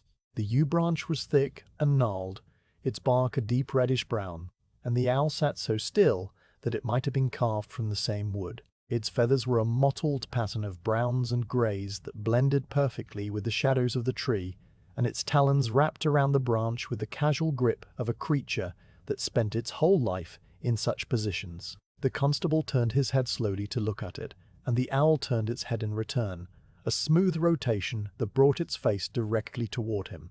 They regarded each other across the space of perhaps 10 paces, the man and the bird, and neither moved. The owl's eyes were large and dark, ringed with a faint circle of lighter feathers, and they blinked once, very slowly, the membrane sliding across the eye from front to back in a movement that was as deliberate as the closing of a heavy curtain. The constable did not raise his lantern or make any sound, and the owl seemed to accept his presence as a temporary part of the night that required no alarm. The moment stretched out, calm and wordless, the kind of small encounter that happened often on the night rounds, but that he never tired of.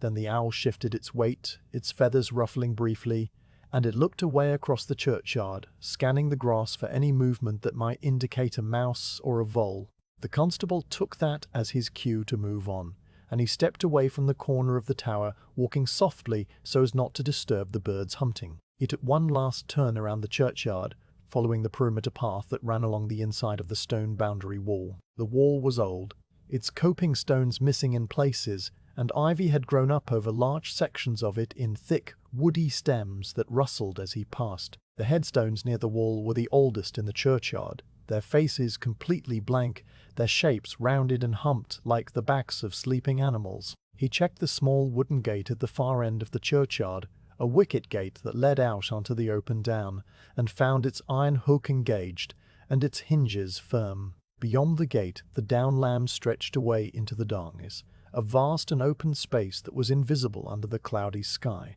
but that he knew as well as the lanes of the hamlet. He stood at the gate for a moment, listening to the wind moving across the grass, and then he turned and walked back toward the latch gate, completing his circuit.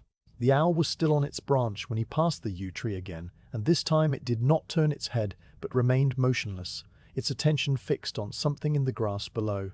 The constable left it to its work and passed through the latch gate, stepping from the grass of the churchyard back onto the packed earth of the lane. The bell's note still seemed to hang in the air somewhere in his memory, a deep and reassuring tone that had marked the quiet passing of the night's midpoint, and he carried it with him as he began the descent toward the old mill lane, where the stream's repetition would accompany the next stage of his round, under the slow-moving clouds and the hidden stars. The lane that led down to the mill was a gentle and steady descent, a track that curved in a long sweeping arc from the eastern edge of the churchyard down to the floor of the small valley where the chalk stream ran.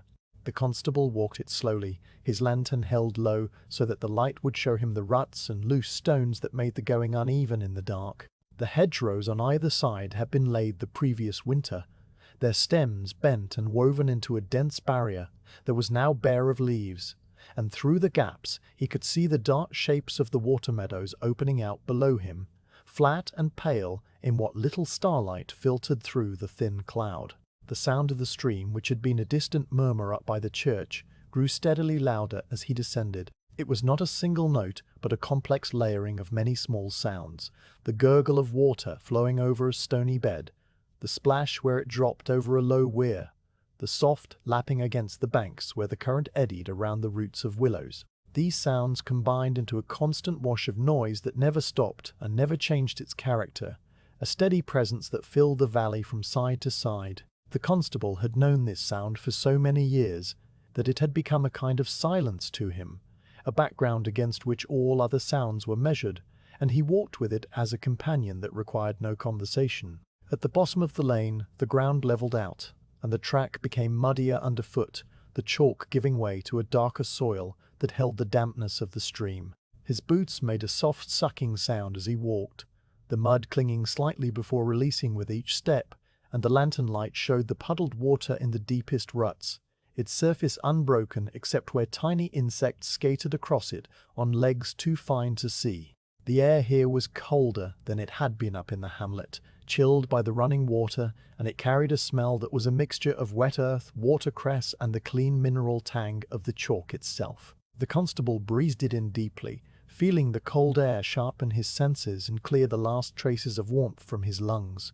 The old mill stood at the bend of the stream where the water had been channeled into a narrow race, a long and substantial building of weathered limestone that had been built in a different century and added to in several more. Its walls were thick and streaked with dark stains where years of damp had seeped through the stone, and its roof was of heavy clay tiles, many of them covered in a thick crust of grey-green moss. The water wheel, which in daytime turned with a slow and rhythmic splashing, was now silent and still, its great wooden paddles locked in place, its axle resting in its greased bearings without movement. The wheel was a dark shape against the lighter stone of the building, and drops of water dripped from its highest point at long intervals, each one falling with a distinct plink into the pool below. The constable approached the mill along the causeway that ran between the mill pond on one side and the tail race on the other, a raised path of packed gravel and stone flags that was just wide enough for a cart. The mill pond was a sheet of black water that reflected nothing, its surface so still that it looked like a slab of polished obsidian, and only the faint ripples near the sluice gate showed that the water was in fact moving, sliding silently through the narrow opening and down into the dark channel of the tail race. He stopped on the causeway to look at the pond for a moment, watching the way the lantern light played across its surface without penetrating it. The reflection of the flame, a small golden coin that trembled and broke and reformed with each tiny movement of the air. The great double doors of the mill faced the causeway, a pair of massive wooden leaves that were taller than a man and wide enough to admit a loaded wagon. They were made of vertical oak planks banded with horizontal iron straps, and they were closed and secured by a heavy timber bar that dropped into iron brackets bolted to the stonework on either side. The constable set his lantern down on the flanked path and approached the bar, taking it in both hands and giving it a firm lift. The bar was oak, thick as his forearm, and its weight was considerable. It rose a fraction in its brackets and then settled back with a solid thud that he felt through the soles of his boots. He pushed against the doors themselves, pressing his shoulder to the join where the two leaves met, and the doors did not shift at all. The iron hinges, which were as long as his arm from elbow to fingertip, were dark with old grease and free of rust, and the square-headed bolts that held them to the wood were all in place. He picked up his lantern and walked around to the side of the mill, where a smaller door gave access to the milling floor. This door was more modest than the great entrance, a single leaf of oak with a simple iron thumb latch and a small wicket cut into the bottom for the miller's dog. He tried the latch, lifting it with his thumb until it stopped, and then pushed against the door to confirm the inner bolt was thrown. The door gave a slight inward movement, no more than the thickness of a shilling, and then held fast. The wicket at the bottom was closed too, a small wooden flap that was secured from the inside by a leather strap, which he tested by pushing it gently with his boot. It did not open. Beyond the mill building, the sluice gate stood at the head of the race, a wooden structure of heavy planks and iron winding mechanism that controlled the flow of water from the mill pond into the wheel channel. The constable climbed the short flight of stone steps that led up to the sluice platform, his boot sounding hollow on the old stones, and examined the mechanism by the light of his lantern. The iron wheel that raised and lowered the gate was cold under his hand, its surface rough with rust, and the chain that connected it to the gate itself was taut and still. The gate was fully lowered, cutting off the water completely, and through the gaps in the planks he could see the dark gleam of the mill pond on the other side, its surface higher than the dry channel below. A thin trickle of water leaked through a knot in one of the planks and ran down the stone face of the sluice in a continuous thread, a line of moisture that glittered in the lantern light. The constable noted the leak as he did every night, and judged it no worse than it had been the night before and the night before that. The hatch that gave access to the mill's lower floor, where the great gears and the millstones themselves sat in their wooden housing, was set into the wall at the base of the building, and was secured by a simple hasp and padlock. He knelt to check it, the damp from the ground soaking through the knee of his trousers at once, and lifted the padlock to feel its weight. The lock was small but sturdy, and it held the hasp closed with a firmness that no casual hand could defeat. The wood of the hatch was swollen with the constant damp, and its edges were soft and furry with a growth of pale mould that brushed off onto his gloves. He completed his circuit of the mill, checking the windows as he went. They were set high in the walls, small openings with iron frames and thick, bubbled glass that was too cloudy to see through, and each one was barred on the inside with two crossed iron rods set into the stone. He raised the lantern to each in turn, seeing the same dark glass and the same solid bars, and found nothing amiss. On the far side of the building, a pile of empty flour sacks had been left under the overhang of the roof, their coarse fabric stiff with dried paste and old flour dust, and they rustled slightly as he passed, the sound dry and papery. The mist was thicker here by the stream than it had been up in the hamlet, rising from the surface of the water in slow coils and drifting across the meadow in banks that shifted and swirled with the breeze. The lantern light caught the mist and made it glow, turning the air around him into a soft golden haze that limited his vision to a dozen paces in any direction. He moved through it slowly, not troubled by the reduced visibility, for he knew the ground as well in fog as in daylight. The mist dampened his coat, beading on the wall in tiny droplets that caught the light like seed pearls, and it clung to his scarf and the brim of his hat, cold and clean. The stream itself ran along the edge of the mill yard, its course marked by a line of pollarded willows, whose bare withies made a pale fringe in the mist.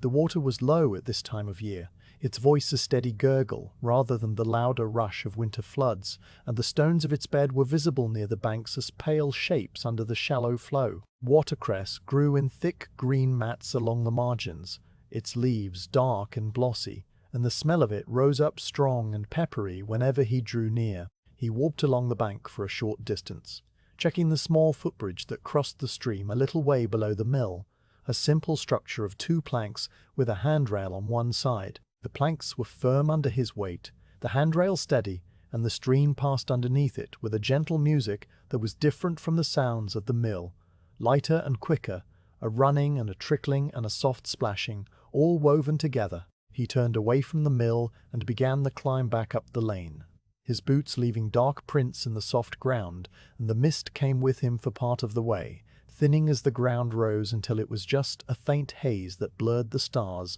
and made the hedgerows seem softer and less distinct.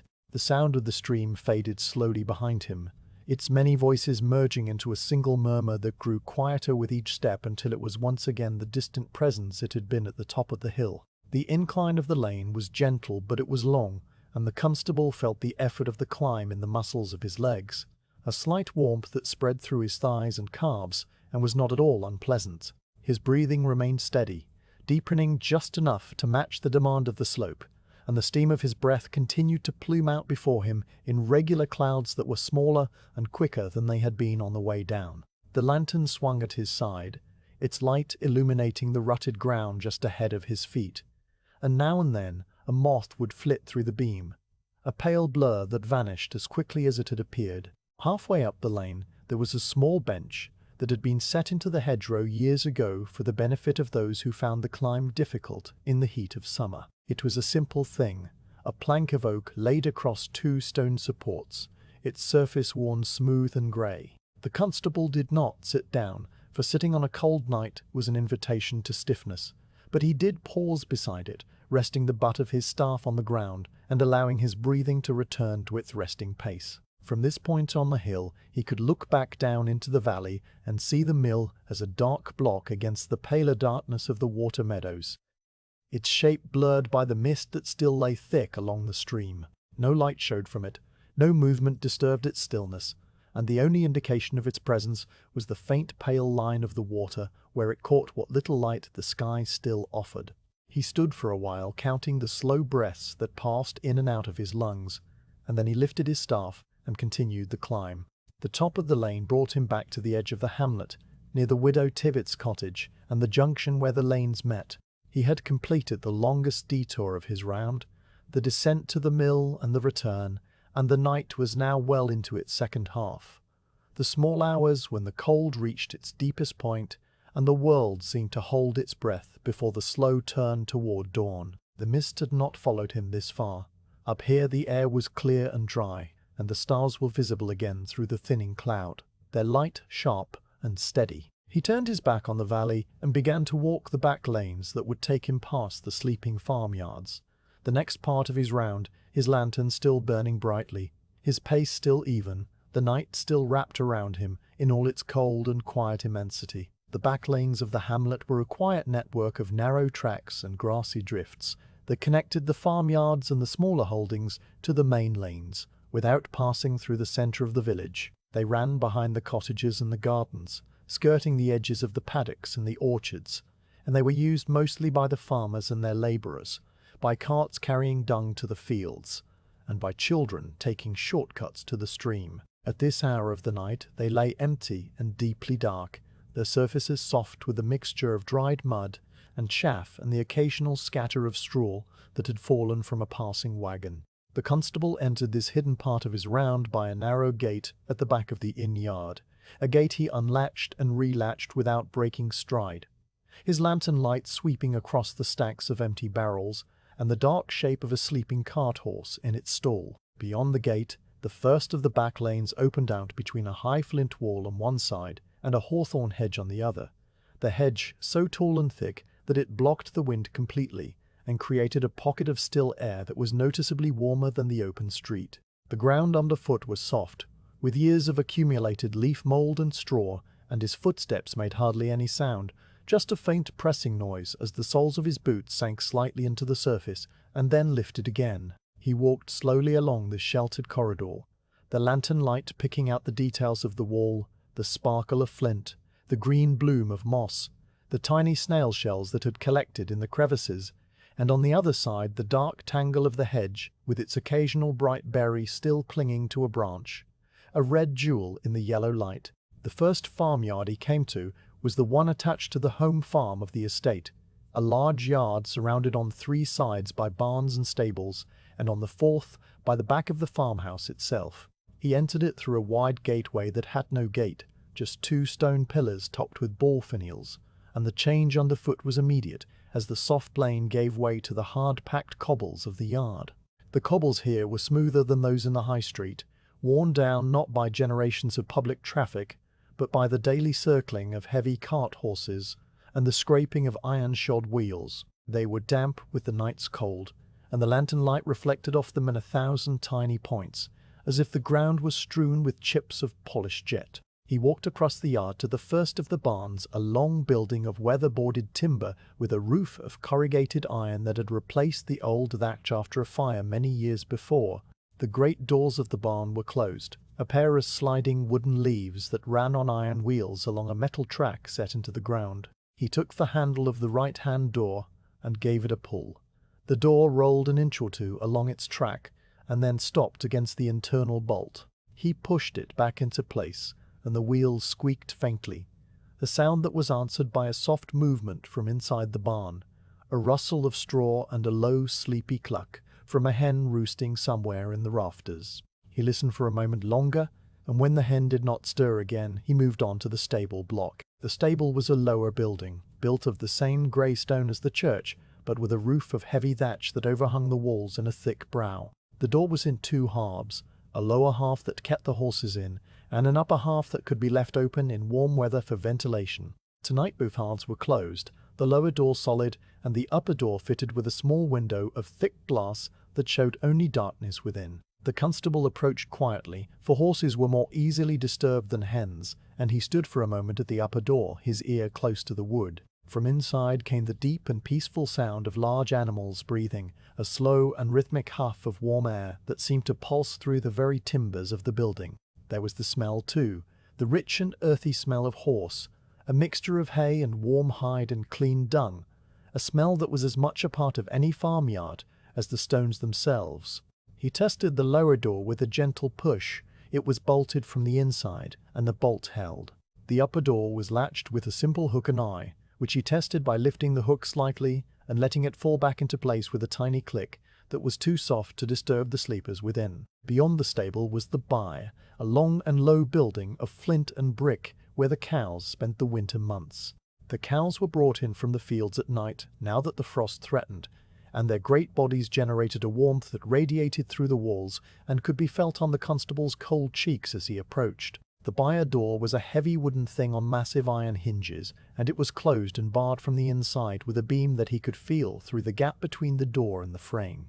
He walked slowly along the length of the byre, trailing his fingers along the rough flint wall, and at each of the small ventilation slits that pierced the wall at regular intervals, he paused to look through, seeing nothing but the deep darkness within, and hearing nothing but the slow, contented breathing of the cows and the occasional soft stamp of a hoof on the packed earth floor. The warmth that came through those slits was palpable, a puff of animal heat that smelled of milk and sweet hay. The fold-yard gate was at the far end of the byre, a wide iron gate that led out to the small paddock where the cattle would be turned out during the daylight hours. The gate was closed, and its latch was a heavy iron ring that dropped over a post, a simple fastening that held against the weight of curious cows. He lifted the ring to be sure the gate was properly seated against the post, and then let it fall back, and the gate did not move. Beyond it, the paddock was a dark open space that sloped down toward the stream, and he could hear the water again from this new vantage point, its constant murmur joining with the nearer sounds of the farmyard. He walked the length of the foldyard, checking a small feed store that was nothing more than a lean-to of corrugated iron with a door of wooden slats wired together. The door was held shut by a chain and a small padlock, and both were intact. A few spilled grains of barley were scattered on the cobbles at his feet, and they crunched faintly under his boots, releasing a faint malty scent that mingled with the other smells of the yard. He paused there in the lee of the feed store and decided that this was the right place for his small rest. The constable carried a piece of bread in the deep pocket of his coat, a thick wedge of yesterday's loaf wrapped in a square of clean linen, and he took it out now and unwrapped it slowly, his cold fingers working with the careful precision of long habit. He leaned his staff against the wall of the feed store, set the lantern on a projecting stone that was conveniently placed at elbow height, and then he took the bread in both hands and broke off a small piece. He ate it without hurry, chewing slowly and feeling the dense texture of the crumb soften in his mouth. The bread was good. A brown loaf with a slight sourness from the leaven and a nutty flavor from the whole wheat, and he ate it piece by piece while he looked up at the sky. The cloud that had covered the sky earlier had now begun to break apart, and wide gaps had opened between the drifting banks of vapor, revealing the deep black of the true night and the scattered brilliance of the winter stars. The constellations were familiar to him, not by the learned names from books, but by the patterns he had known since childhood. The great plough that turned around the pole star, the bright cluster that the old folk called the Seven Sisters, the wide river of faint light that spanned the heavens from one horizon to the other, and that the rector called the Milky Way. He watched a slow satellite cross the sky, a tiny moving point of light that was not a star, and then he ate the last of the bread and brushed the crumbs from his gloves. The rest was short, no longer than the time it took to eat the bread and drink in the cold air and let the muscles of his back relax against the stone wall. Then he wrapped the linen cloth around what remained of the loaf and tucked it back into his pocket, lifted his lantern from the stone, and took up his staff once more. The break had been enough. His mind was still sharp, and his legs were still willing, and the night was only half spent. He left the home farmyard by a different gate, a small wicket gate that led out onto the next back lane, and this lane was narrower than the first, more a path than a track, with high banks on either side that were thick with dead nettles and the brittle stems of last summer's cow parsley. The banks were so high that he walked in a sort of shallow trench, and the lantern light was confined to the immediate space around him, the banks themselves rising up as dark walls that cut off all view of the surrounding country. The path twisted and turned as it went, following the boundaries of the old field strips, and at each turn the constable paused to listen, his trained ear sifting through the quiet for any sound that did not belong. He passed the back of a small holding where a pigsty stood against the lane, a low structure of brick and board with a sloping roof of rusty iron. The pigs were asleep in a heap of straw in the corner of the sty, their round bodies pressed together for warmth, and the sound of their snoring was a low and rumbling note that was almost a purr. The gate of the sty was a simple board that dropped into slots in the posts, and he checked that it was seated properly, giving it a tap with his boot to be sure it was firm. The pigs did not stir, and he left them to their straw and their dreams. Further along, the lane passed the back of the carpenter's workshop, a long shed with double doors that opened onto the lane to admit planks of timber. The doors were of vertical boards, like so many of the others he had checked that night, and they were held shut by a long wooden bar that pivoted on a central bolt, like the hands of a clock. He turned the bar from the horizontal to the vertical, and then back again, checking the freedom of the pivot and the strength of the keep. The bar was a stout piece of beech that the carpenter himself had turned on his lathe, and it was as smooth as glass under the constable's fingers, the wood polished by the repeated touch of the craftsman's hands. He left it in the horizontal position, locking the doors, and then he stooped to check a small side door that led into the workshop's office, a door with a proper iron lock that he tested with a press of his palm. The lane then opened out slightly, the high banks falling away to reveal a large open field that was ploughed into dark ridges. The earth in this field was the same chalky soil that underlay the whole parish, and in the faint starlight the ridges gleamed pale as if they had been dusted with a thin layer of frost. In the middle of the field stood a lone barn, a field barn of red brick with a roof of dark pantiles, and its silhouette against the sky was stark and solitary. The constable walked out into the field along the cart track that served it, his boots crunching on the thin crust of frozen earth that had formed in the open exposure, and he checked the field barn's single door, a large wooden leaf that was held by the most basic of fastenings, a simple rope that passed through a hole in the frame and was tied in a knot on the inside. He could not reach the knot, but he could pull on the door from the outside and feel it hold, the rope stretching slightly and then resisting. It was enough, and he turned his back on the lonely barn and retraced his steps along the cart track to the lane.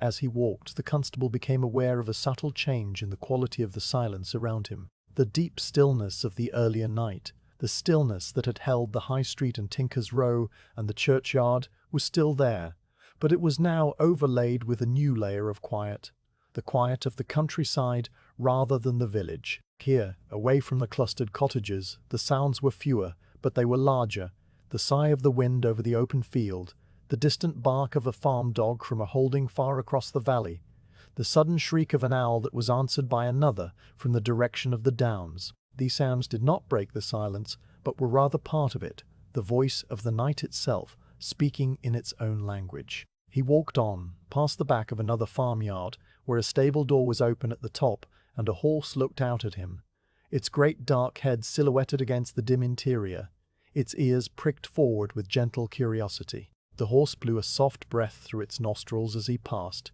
a puff of steam that curled in the lantern light and then vanished, and the constable reached up and patted its nose briefly, feeling the velvet softness of the muzzle and the warm breath on his fingers.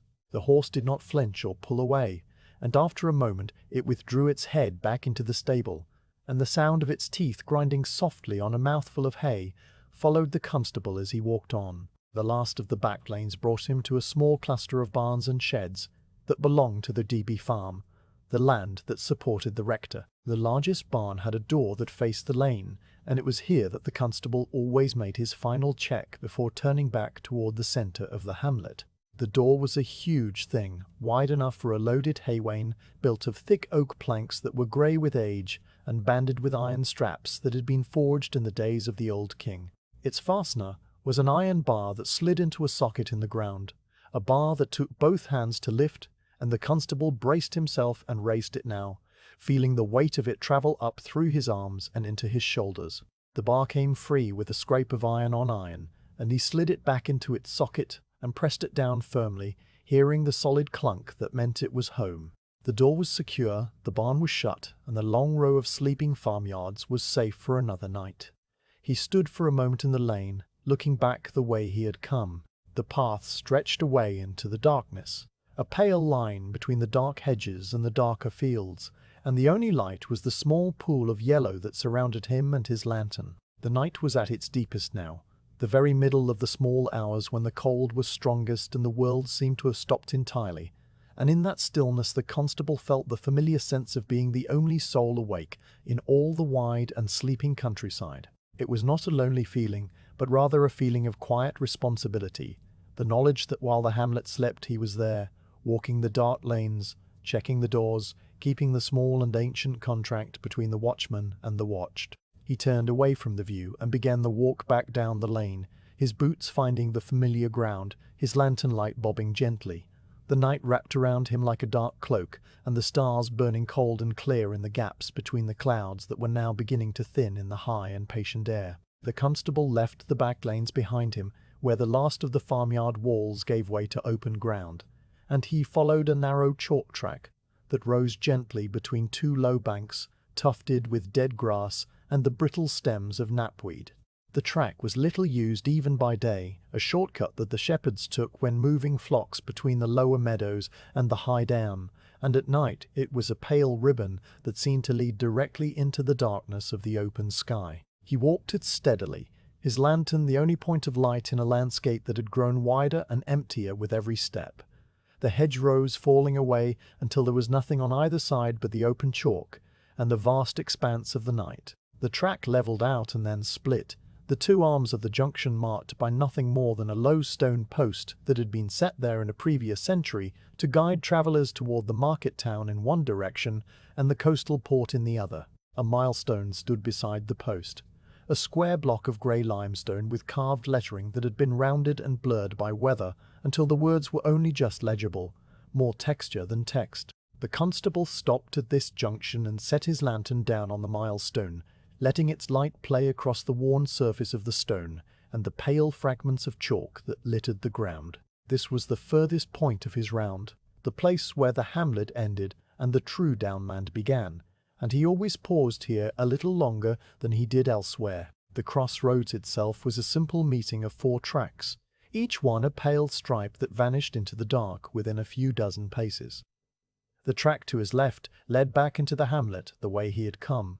The track to his right curved away toward the distant farms that lay scattered along the valley floor, their lights too far to see at this hour, but their presence known to him as surely as his own hearth. Straight ahead the track climbed onto the open down, a wide and treeless expanse of chalk grassland that rolled away in a series of gentle swells toward the unseen sea many miles to the south.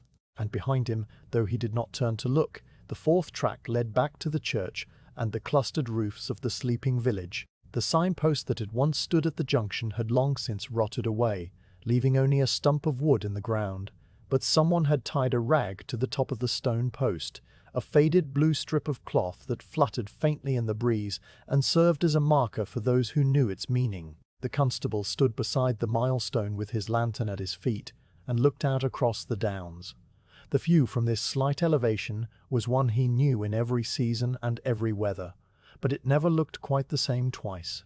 Tonight the cloud that had covered the sky earlier was still breaking apart, and large patches of clear night showed between the drifting banks of vapour. The starlight fell on the downs with a cold, diffuse glow that seemed to come from everywhere and nowhere at once, and the contours of the land were visible as subtle gradations of darkness.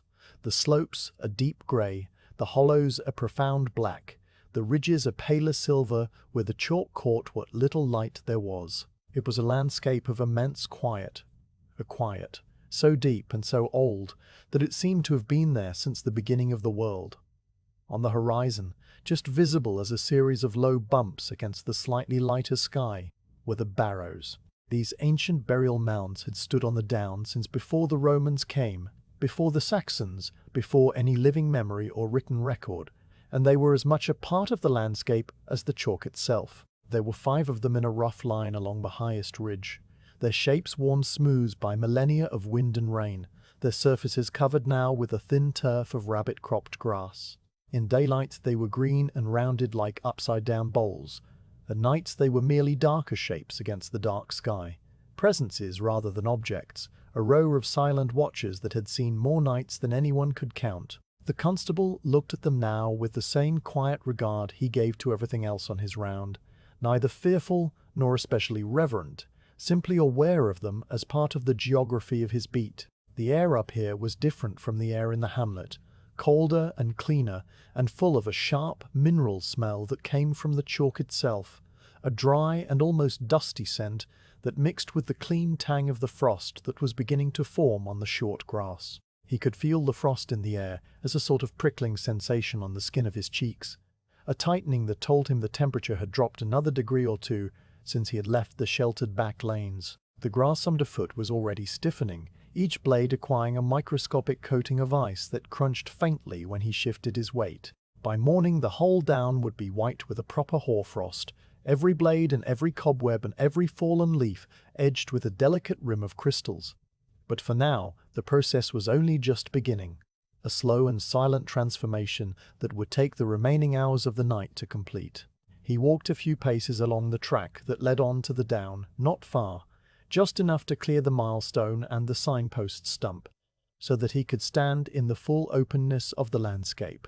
The wind here was stronger than it had been anywhere else on his round, a steady breeze that blew from the west with a low and constant note, and it pressed his coat against his body and made the lantern flame dip and sway inside its horn panels. The wind smelled of distance, of the long miles of open grassland and the salt marshes beyond, and the cold sea beyond.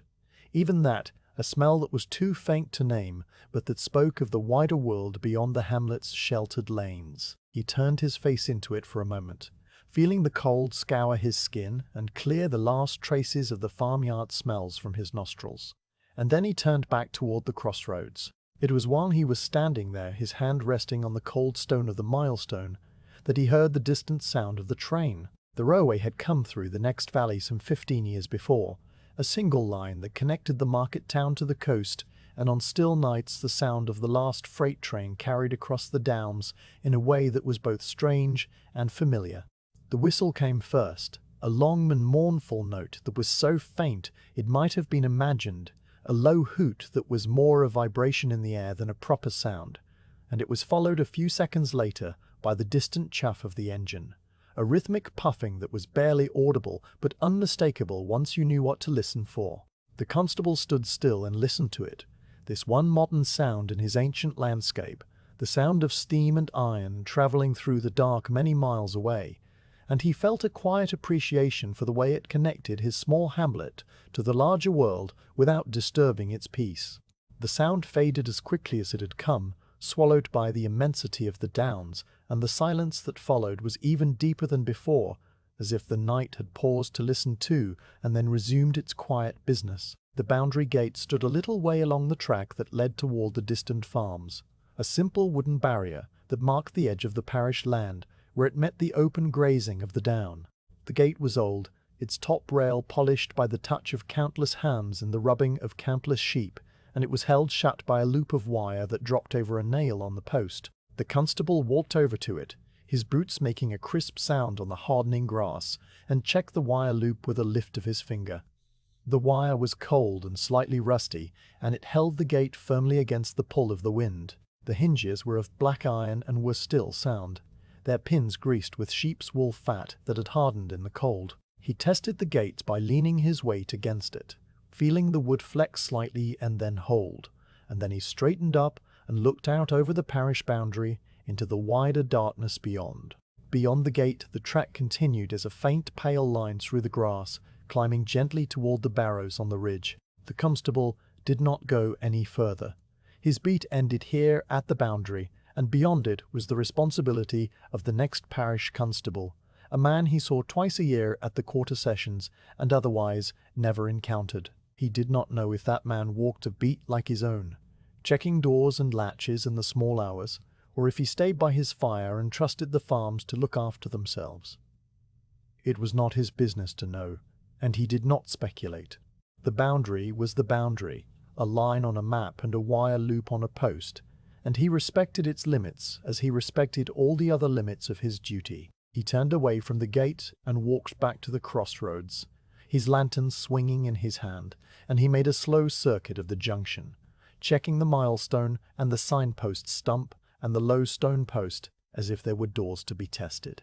The milestone was still firmly bedded in the earth, its base surrounded by a small ring of stones that had been placed there to keep the sheep from rubbing against it and shifting it out of true. The signpost stump was rotten, but still standing, its wood soft and fibrous under his touch, and he judged it stable enough to last another winter. The stone post was cold and solid, its surface rough with lichen that scraped against his glove, and the blue rag on its top was still tied in a firm knot that the wind would not loosen. These were small checks, gestures more than necessities, but they were part of his round, and he did them with the same attention he gave to the inn door and the church porch. The smell of the frost was stronger now, a clean and metallic scent that seemed to sharpen all the other smells of the night, the chalk and the dry grass and the distant hint of wood smoke from the hamlet chimneys. He could see his breath in the lantern light, each exhalation a plume of steam that hung in the air for a moment before the wind took it, and the brass ferrule of his staff was so cold that it stung his fingers when he touched it absent-mindedly as he stood thinking. The cold was a good thing, he told himself. It kept the night honest, and it kept a man awake, and it meant that the ground would be firm underfoot rather than a porridge of mud. He had walked through far worse nights in his years as constable, nights of driving rain, and nights of thick fog, and nights when the wind was so strong it threatened to blow the lantern out, no matter how he sheltered it. A cold, still night, with the stars coming out and the frost forming on the grass, was a gift, and he accepted it as such. He stood at the crossroads for a while longer, his back to the milestone, his face toward the hamlet that lay invisible in its hollow, and he allowed himself a moment of simple, wordless rest. The round was more than half done now, the hours of the night slipping past with the slow and steady rhythm of the stream, and soon he would begin the return journey, the retracing of his steps through the lanes and the yards, the double-checking of a few doors whose fastenings were known to work loose. But for this moment, here at the furthest edge of his beat, with the open downs before him and the sleeping hamlet behind, there was nothing that needed doing. The crossroads was as quiet as he had ever known it, and he stood in that quiet like a stone in a stream, letting the night flow around him without resistance. At last he pushed himself away from the milestone, lifted his lantern, and turned his back on the downs. The return walk would take him back along the cart track, past the field barn and the glebe farm, through the network of back lanes and sleeping farmyards, until he reached the first of the cottages on the eastern edge of the village. He began to walk, his staff tapping the frozen chalk in the same steady rhythm, his lantern light a small warm bubble in the immense cold dark. And the sounds of the crossroads faded behind him, until there was only the crunch of his boots and the sigh of the wind, and the constant distant murmur of the stream that was always, somewhere, running through the heart of the night. The constable left the crossroads behind him, and began the slow walk back toward the hamlet, along the same chalk track that had brought him out to the boundary. His lantern now held a little lower, as the path descended gently between the dark banks of the drifts. The wind that had been so steady on the open down now fell away as he dropped into the more sheltered country, and the sound of it faded from a constant note to an occasional sigh that stirred the dead grasses and then was still. The stars were clearer now than they had been at any point in the night, for the cloud that had earlier covered half the sky had broken apart completely and drifted away to the east, leaving the heavens wide and black and crowded with lights of every brightness, from the steady blaze of the planets to the faintest dusting of smaller stars that could only be seen from the corner of the eye. The track curved around the shoulder of a low hill, and as he rounded the bend, the dark mass of the glebe farm barn rose up against the sky, its familiar shape a welcome sign that he was returning to the known territory of the lanes. He walked across the short stretch of rough grass that separated the track from the barn door and checked the great iron bar one more time, not because he thought it might have worked loose in the hour since he had last tested it, but because the return circuit was built on such double checks, a second pass over the same fastenings that left no room for doubt. The bar was exactly as he had left it, seated firmly in its socket, its cold surface rough with the pitting of old rust. He gave it a single pat with his gloved hand, a gesture that was almost affectionate, and then he turned away and found the back lane that would take him past the farmyards again. The lane was darker now than it had been on his outward walk, for the angle of the starlight had shifted as the night turned toward its final quarter, and the high banks on either side cast shadows that were deeper and more absolute. But his feet knew the way, and his lantern was still burning steadily with the same warm yellow flame, its horn panels glowing like a small square window into a brighter room. He walked slowly, letting his attention drift across the familiar details of the path, the exposed root of a hawthorn that crossed the track like a low step, the patch of loose flints that always shifted underfoot, the place where a badger had dug a small scrape in the bank and left a scattering of chalky soil on the grass. These were the small landmarks of his beat, less obvious than doors and gates, but just as permanent in his memory. And he noted them as he passed with the same quiet satisfaction that came from checking a latch. The first farmyard he came to on the return was the glebe farm itself, its buildings dark and silent around the yard. He walked past the byre and heard the same slow breathing of the cows, the same occasional stamp of a hoof, the same sweet smell of hay and warm milk that hung in the still air. The stable door was still closed at the top now, the horse having withdrawn entirely into its stall, and the only sign of its presence was the faint rustle of straw as it shifted in its sleep. He did not enter the yard this time, but walked its perimeter, checking the gate that led to the paddock, the wicket door to the feed store, the small window of the dairy that was shuttered from the inside with a wooden panel. Everything was as he had found it before, and the quiet of the farm was as deep and as peaceful as any quiet he had ever known. Beyond the Glebe farm, the lane passed the back of the small holding where the pigs were sleeping, and he paused at the sty to look over the low wall. The pigs were still heaped together in their corner, their round bodies rising and falling with the rhythm of their breathing, and the snoring that he had heard on his outward walk had subsided into a softer sound, a gentle rumbling that was almost below the level of hearing. The gate was still firm, the board still seated in its slots, and he left them to their warmth and continued on. The next stretch of the lane took him past the carpenter's workshop, and it was here that he made his first proper double-check of the return circuit. The long wooden bar that held the double doors closed was still in the horizontal position where he had left it, but he lifted it anyway, feeling the smooth beechwood slide under his palm, and then reset it firmly, making sure that the ends were fully engaged in their iron keeps.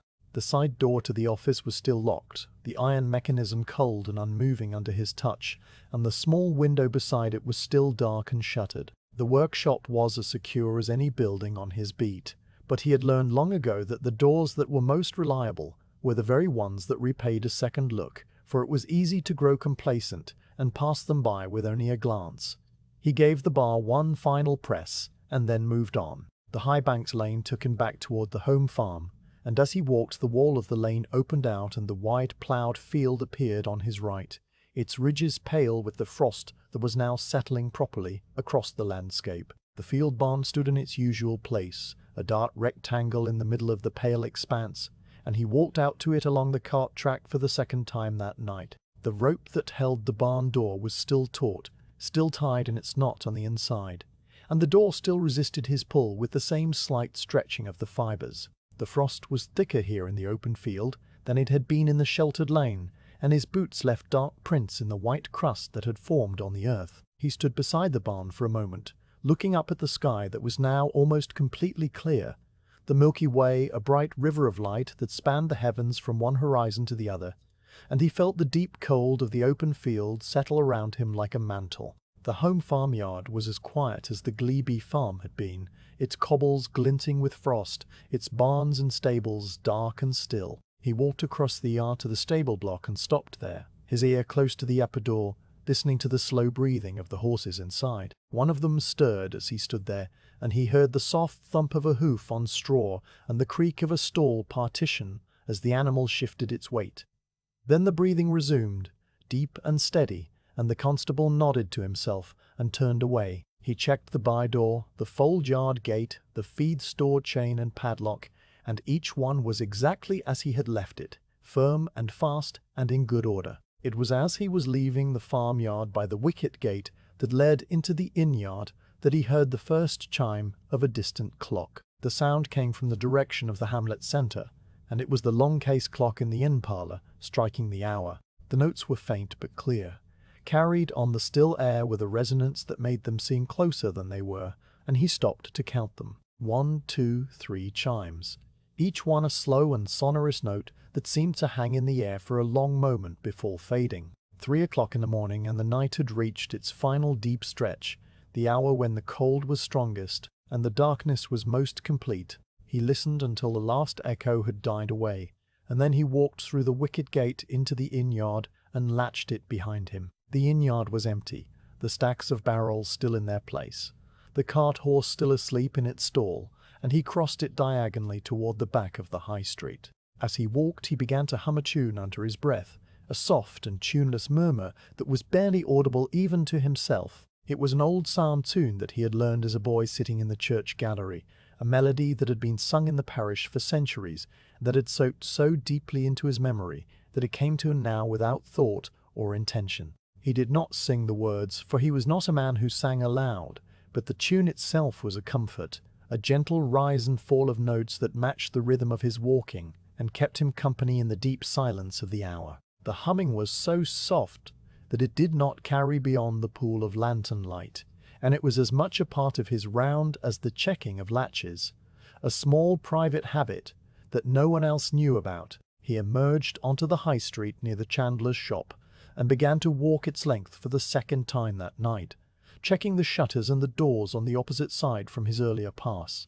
The cobbles were slick with the first thin layer of frost, and his boots made a different sound on them now, a crisper and sharper note that echoed slightly between the dark facades of the buildings. He checked the chandler's padlock, the bakehouse door, the draper's iron bar and its 2 padlocks, the inn shutters with their green paint and their heavy iron hooks. Every fastening was as he had left it, and the street was as still and as silent as it had been at midnight. The only difference was the subtle change in the quality of the darkness, a change so slight that he might not have noticed it if he had not been looking for it. In the east, beyond the roofs of the cottages and the dark line of the downs, the sky was no longer the absolute black of the deep night, but a slightly softer darkness, a darkness that was just beginning to think about the possibility of grey. It was not yet dawn, not yet even the approach of dawn, but the very earliest hint that dawn would one day come, a change so subtle that it was more a feeling than a visible fact. He left the high street and turned into the lane that led to Tinkers's Row. And it was on this lane that he made the second of his proper double checks. The cottage with the old iron thumb latch that had a tendency to stick was his first stop, and he tested the latch 3 times in succession, lifting it fully each time and letting it drop back into place, feeling the bolt slide home with the same clean click each time. The latch was working well tonight, the coals having contracted the metal just enough to free the slight catch that sometimes made it hang, and he was satisfied that it would hold until morning. He walked on to the cottage with the wooden turn buttoned on the leather thong, the one where he had seen the faint glow of embers through the gaps in the planks, and he reached through the hole and turned the button again, feeling the familiar worn smoothness of the wood. It was still in the closed position, and the leather thong was still soft and flexible under his fingers. The last of the double checks was at the cottage of the elderly couple, the one with the oldest door on the lane, the wide slab of oak that had turned nearly black with age. The iron ring handle was as cold as ice under his touch, and he lifted it and let it fall 3 times, feeling the heavy bolt engage with the same deep solid note that it had made on his first check. The door was as immovable as the church door itself, and the square-headed nails in their pattern of 3 rows of 3 were all still in place, their heads dark and smooth against the black oak. This door, he thought, would still be standing and still be closing when every other door in the hamlet had been replaced, and the thought gave him a quiet pleasure that he did not try to put into words. As he straightened up from the old door and turned to leave Tinker's Row, he saw a light appear in an upper window of a farmhouse that stood a little apart from the cottages, a larger building with a slate roof and a walled garden. The light was a single candle flame, small and unsteady, and it moved across the room behind a window, passing from one side to the other as someone carried it. He stopped to watch, his lantern held still at his side, and he saw the candle pause at the window itself, and then a shape appeared behind the glass, a dark silhouette that was probably the farmer's wife rising early to begin the bread for the day. The light flickered as she set the candle down somewhere inside the room, and then it steadied into a constant glow that was visible as a small warm square in the dark facade of the house. She was the first to rise in the hamlet, as she always was, and the constable noted the light with the same approval he gave to a well-secured door. The day was still hours away, but the first stirring of the morning had begun. A single candle in a single window, there was a tiny promise of the wider waking to come. He left Tinker's Row and walked slowly back toward the centre of the hamlet, his humming having faded into a silence that was just as comfortable. The cold had reached its deepest point now, the hour before the first hint of true dawn, when the frost was at its thickest, and the air seemed to have frozen into a solid block of stillness. His breath plumed out before him in clouds that were thicker and whiter than they had been at any earlier hour, and the tips of his ears were numb under the brim of his hat. He pulled his scarf up a little higher, tucking it under his chin, and felt the wool warm his skin. His hands were still warm inside his gloves, for the lantern handle conducted a faint warmth up into his palm, and his feet were still dry and comfortable inside his boots. The cold was bitter, but it was bearable, and he had known far worse in his years of walking the night. The hamlet lay around him in its deepest sleep, the roof silvered now with the frost that was settling on every surface, the windows dark, the doors closed and locked and checked. A fox crossed the lane ahead of him, a lean red shape that paused with one forepaw lifted, looked at him with eyes that glowed green in the lantern light, and then trotted away into the shadow of a garden wall. The constable watched it go, and then he continued his slow walk, his staff tapping the frozen ground, his boots crunching on the frosty grass at the edge of the lane, his lantern light spilling across the flint walls and the thatched roofs and the dark hedgerows, and the night wrapped itself around him one last time before the long, slow turn toward morning could begin in earnest. The last circuit of the night took the constable on a small loop that he had walked more times than he could count, a gentle arc that passed around the pond and across the village green before bringing him back to the lane that led to his own cottage door. It was the quietest part of his round, the final review before the night surrendered to the morning, and he walked it more slowly than any other stretch, not from tiredness, but from a sense that this closing hour deserved its own unhurried pace. The pond lay at the lower edge of the green, a small body of water that had been dug out in a previous century for the watering of cattle and the soaking of withies for the thatchers. Its surface was a dark mirror in the starlight, perfectly still, except where a thin skin of ice had begun to form along the edges, a delicate fringe of crystals that reached out from the bank in patterns like fern fronds. The constable stopped at the pond's edge and looked down at the ice, watching the way it caught the lantern light and threw it back in tiny sparkles that shifted as he moved his head. A single reed stood at the margin, its stem encased in a tube of ice that glittered like glass, and when he touched it gently with the tip of his staff, the ice crackled and fell away in small, musical fragments that tinkled as they hit the frozen ground. The sound was slight and brief, swallowed immediately by the wider silence, and he left the reed to its slow freezing and walked on. The grass of the village green was stiff with the frost that had been settling for hours, each blade a separate white filament that crunched softly under his boots as he crossed the open space. The green was a broad, irregular oval of common land where the geese and the children played by day, and where the travelling fair set up their stalls once a year in the summer. But now it was a pale and empty expanse under the fading stars, its only occupants a few sleeping ducks that had tucked their heads under their wings near the pond's edge. He walked across it diagonally, his lantern swinging at his side, and his footsteps left a dark trail in the frost that would be the first thing to melt when the sun finally rose. The sky above the green was changing. The change was so gradual that it was still more a sensation than a visible fact, a subtle shift in the quality of the darkness that the constable felt rather than saw. The black of the deep night had softened by the smallest degree, and the stars in the eastern sky seemed to have lost a little of their sharpness, their edges blurring against a darkness that was now a deep charcoal rather than a true black. It was not yet the grey of dawn, not even the grey that precedes the grey of dawn, but it was the very first indication that the night was no longer at its fullest strength. The cold was still deep, perhaps even deeper than it had been an hour before, for this was the hour when the earth had radiated all its stored warmth into the void, and had not yet begun to receive the sun's return. But the sky knew what was coming, and it was beginning, with infinite slowness, to prepare. A blackbird sang somewhere in the darkness beyond the green. It was a single phrase, a tentative run of notes that rose and fell and then stopped, as if the bird had woken from a dream of spring and sung before it remembered that it was still November. The song was pure and clear in the cold air, and it hung in the silence for a long moment before fading. The constable stopped walking to listen, his head tilted slightly, and when the bird did not sing again, he continued on his way.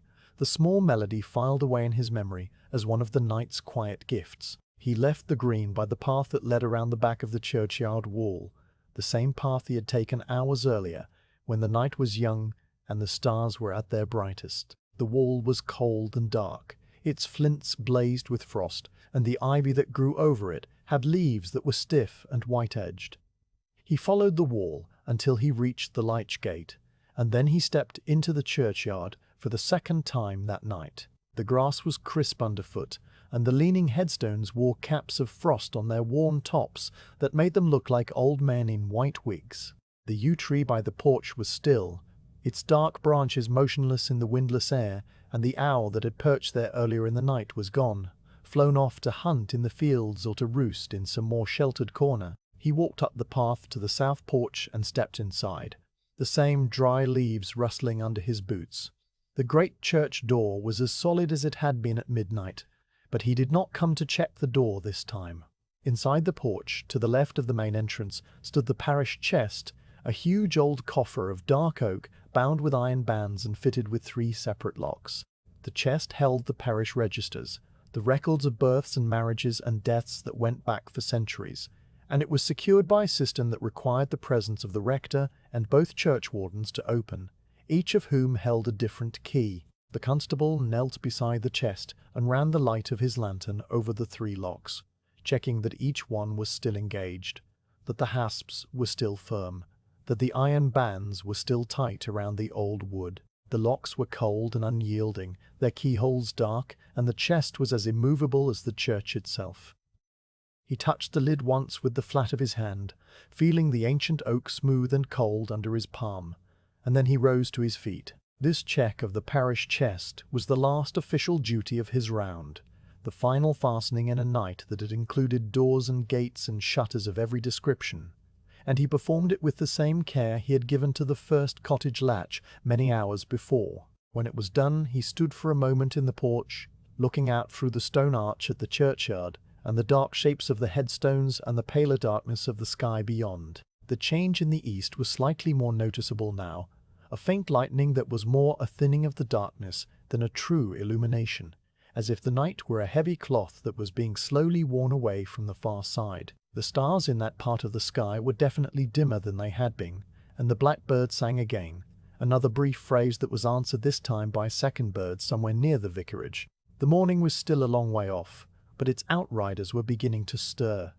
He left the churchyard by the latch gate and turned onto the lane that led past the widow Tibbet's cottage and the common with the horse trough and the ancient oak. His lantern seemed to burn less brightly now, not because the candle was failing, but because the ambient darkness was no longer as complete as it had been, and the light that spilled from the horn panels was a paler yellow against the slowly greying air. He walked past the cottages he had checked twice already, their doors still closed, their windows still dark, their thatched roofs white with frost, and he did not stop to check them again. His round was done, and the double checks had been made, and the hamlet had passed the night in peace. As he approached the junction near the oak tree, he saw a thin trail of smoke rising from one of the cottage chimneys, a pale grey ribbon that climbed straight up into the still air before dispersing into the wider darkness. It was the first smoke of the day, the sign that someone had risen and stirred the embers and put on a fresh log, and he watched it for a moment with a feeling that was close to contentment. The hamlet was beginning to wake, slowly and without hurry, and his work was ending just as theirs was beginning. He reached his own cottage as the sky in the east was turning from deep charcoal to a softer grey, a colour that was not yet blue and not yet white, but something in between, the colour of water in a pewter cup. The door of the cottage was as he had left it, the latch still engaged, the wood still firm, and he lifted the latch and stepped inside with a sigh that was not weariness, but a slow release of the vigilance that had held him through the long hours of the round. The room was cold, the fire long dead, the kettle on its crane stone cold, but it was his own cold and his own darkness, and he moved through it with the ease of long familiarity. He set the lantern on the small table and hung his heavy coat on its peg by the door, the wool dark with the damp of the mist it had absorbed in the valley, and stiff with the cold of the frost that had formed on its shoulders. The scarf came next, wound slowly from around his neck and hung beside the coat, and then he placed his staff in its corner, the brass ferrule tapping once against the stone flags. The lantern still burned, its candle now little more than a stub, and he left it burning as he crossed to the window and looked out of the lane he had just walked. The sky was definitely lighter now, a soft grey that was spreading from the east and washing the stars away one by one. The thatched roofs of the hamlet were emerging from the darkness as dark shapes against that grey, their frosty coverings glinting faintly, and more chimneys were beginning to send up their first ribbons of smoke. A dog barked somewhere, the first daytime bark rather than the night bark of a farm dog, and a light appeared in the upper window of a cottage across the lane, a small yellow square that was answered a moment later by another light in another window. The hamlet was waking, and the night was receding like a tide, slowly and without ceremony. He turned from the window and walked to the table, where he opened the small door of the lantern and leaned down to blow out the candle. The flame flickered once as his breath passed over it, a quick dance of yellow that stretched upward and then vanished, leaving only a thin trail of smoke that curled in the lantern's chimney, and then was gone. The room settled into the grey light of the approaching dawn, the shapes of the chair and the table and the hearth emerging from the darkness like familiar faces in a crowd. The constable stood for a moment in the center of the room, his hands at his sides, his breathing slow and even, and he felt the deep quiet of the hamlet wrap itself around him one last time. The night had been long and cold and full of small duties, each one performed without haste and without flaw, and the result of all that walking and checking and listening was the simplest thing in the world. A village that had slept safely, doors that had held fast, a peace that had been kept. He did not congratulate himself, for he was not a man who thought in such terms, but he allowed himself a single slow nod, a small private acknowledgment that the round was complete, and the contract between the watchman and the watched had been honoured for one more night. Then he walked to his chair by the cold hearth, sat down, and waited for the morning to finish its quiet arrival over the downs and the lanes and the sleeping roofs of the hamlet he had guarded through the dark.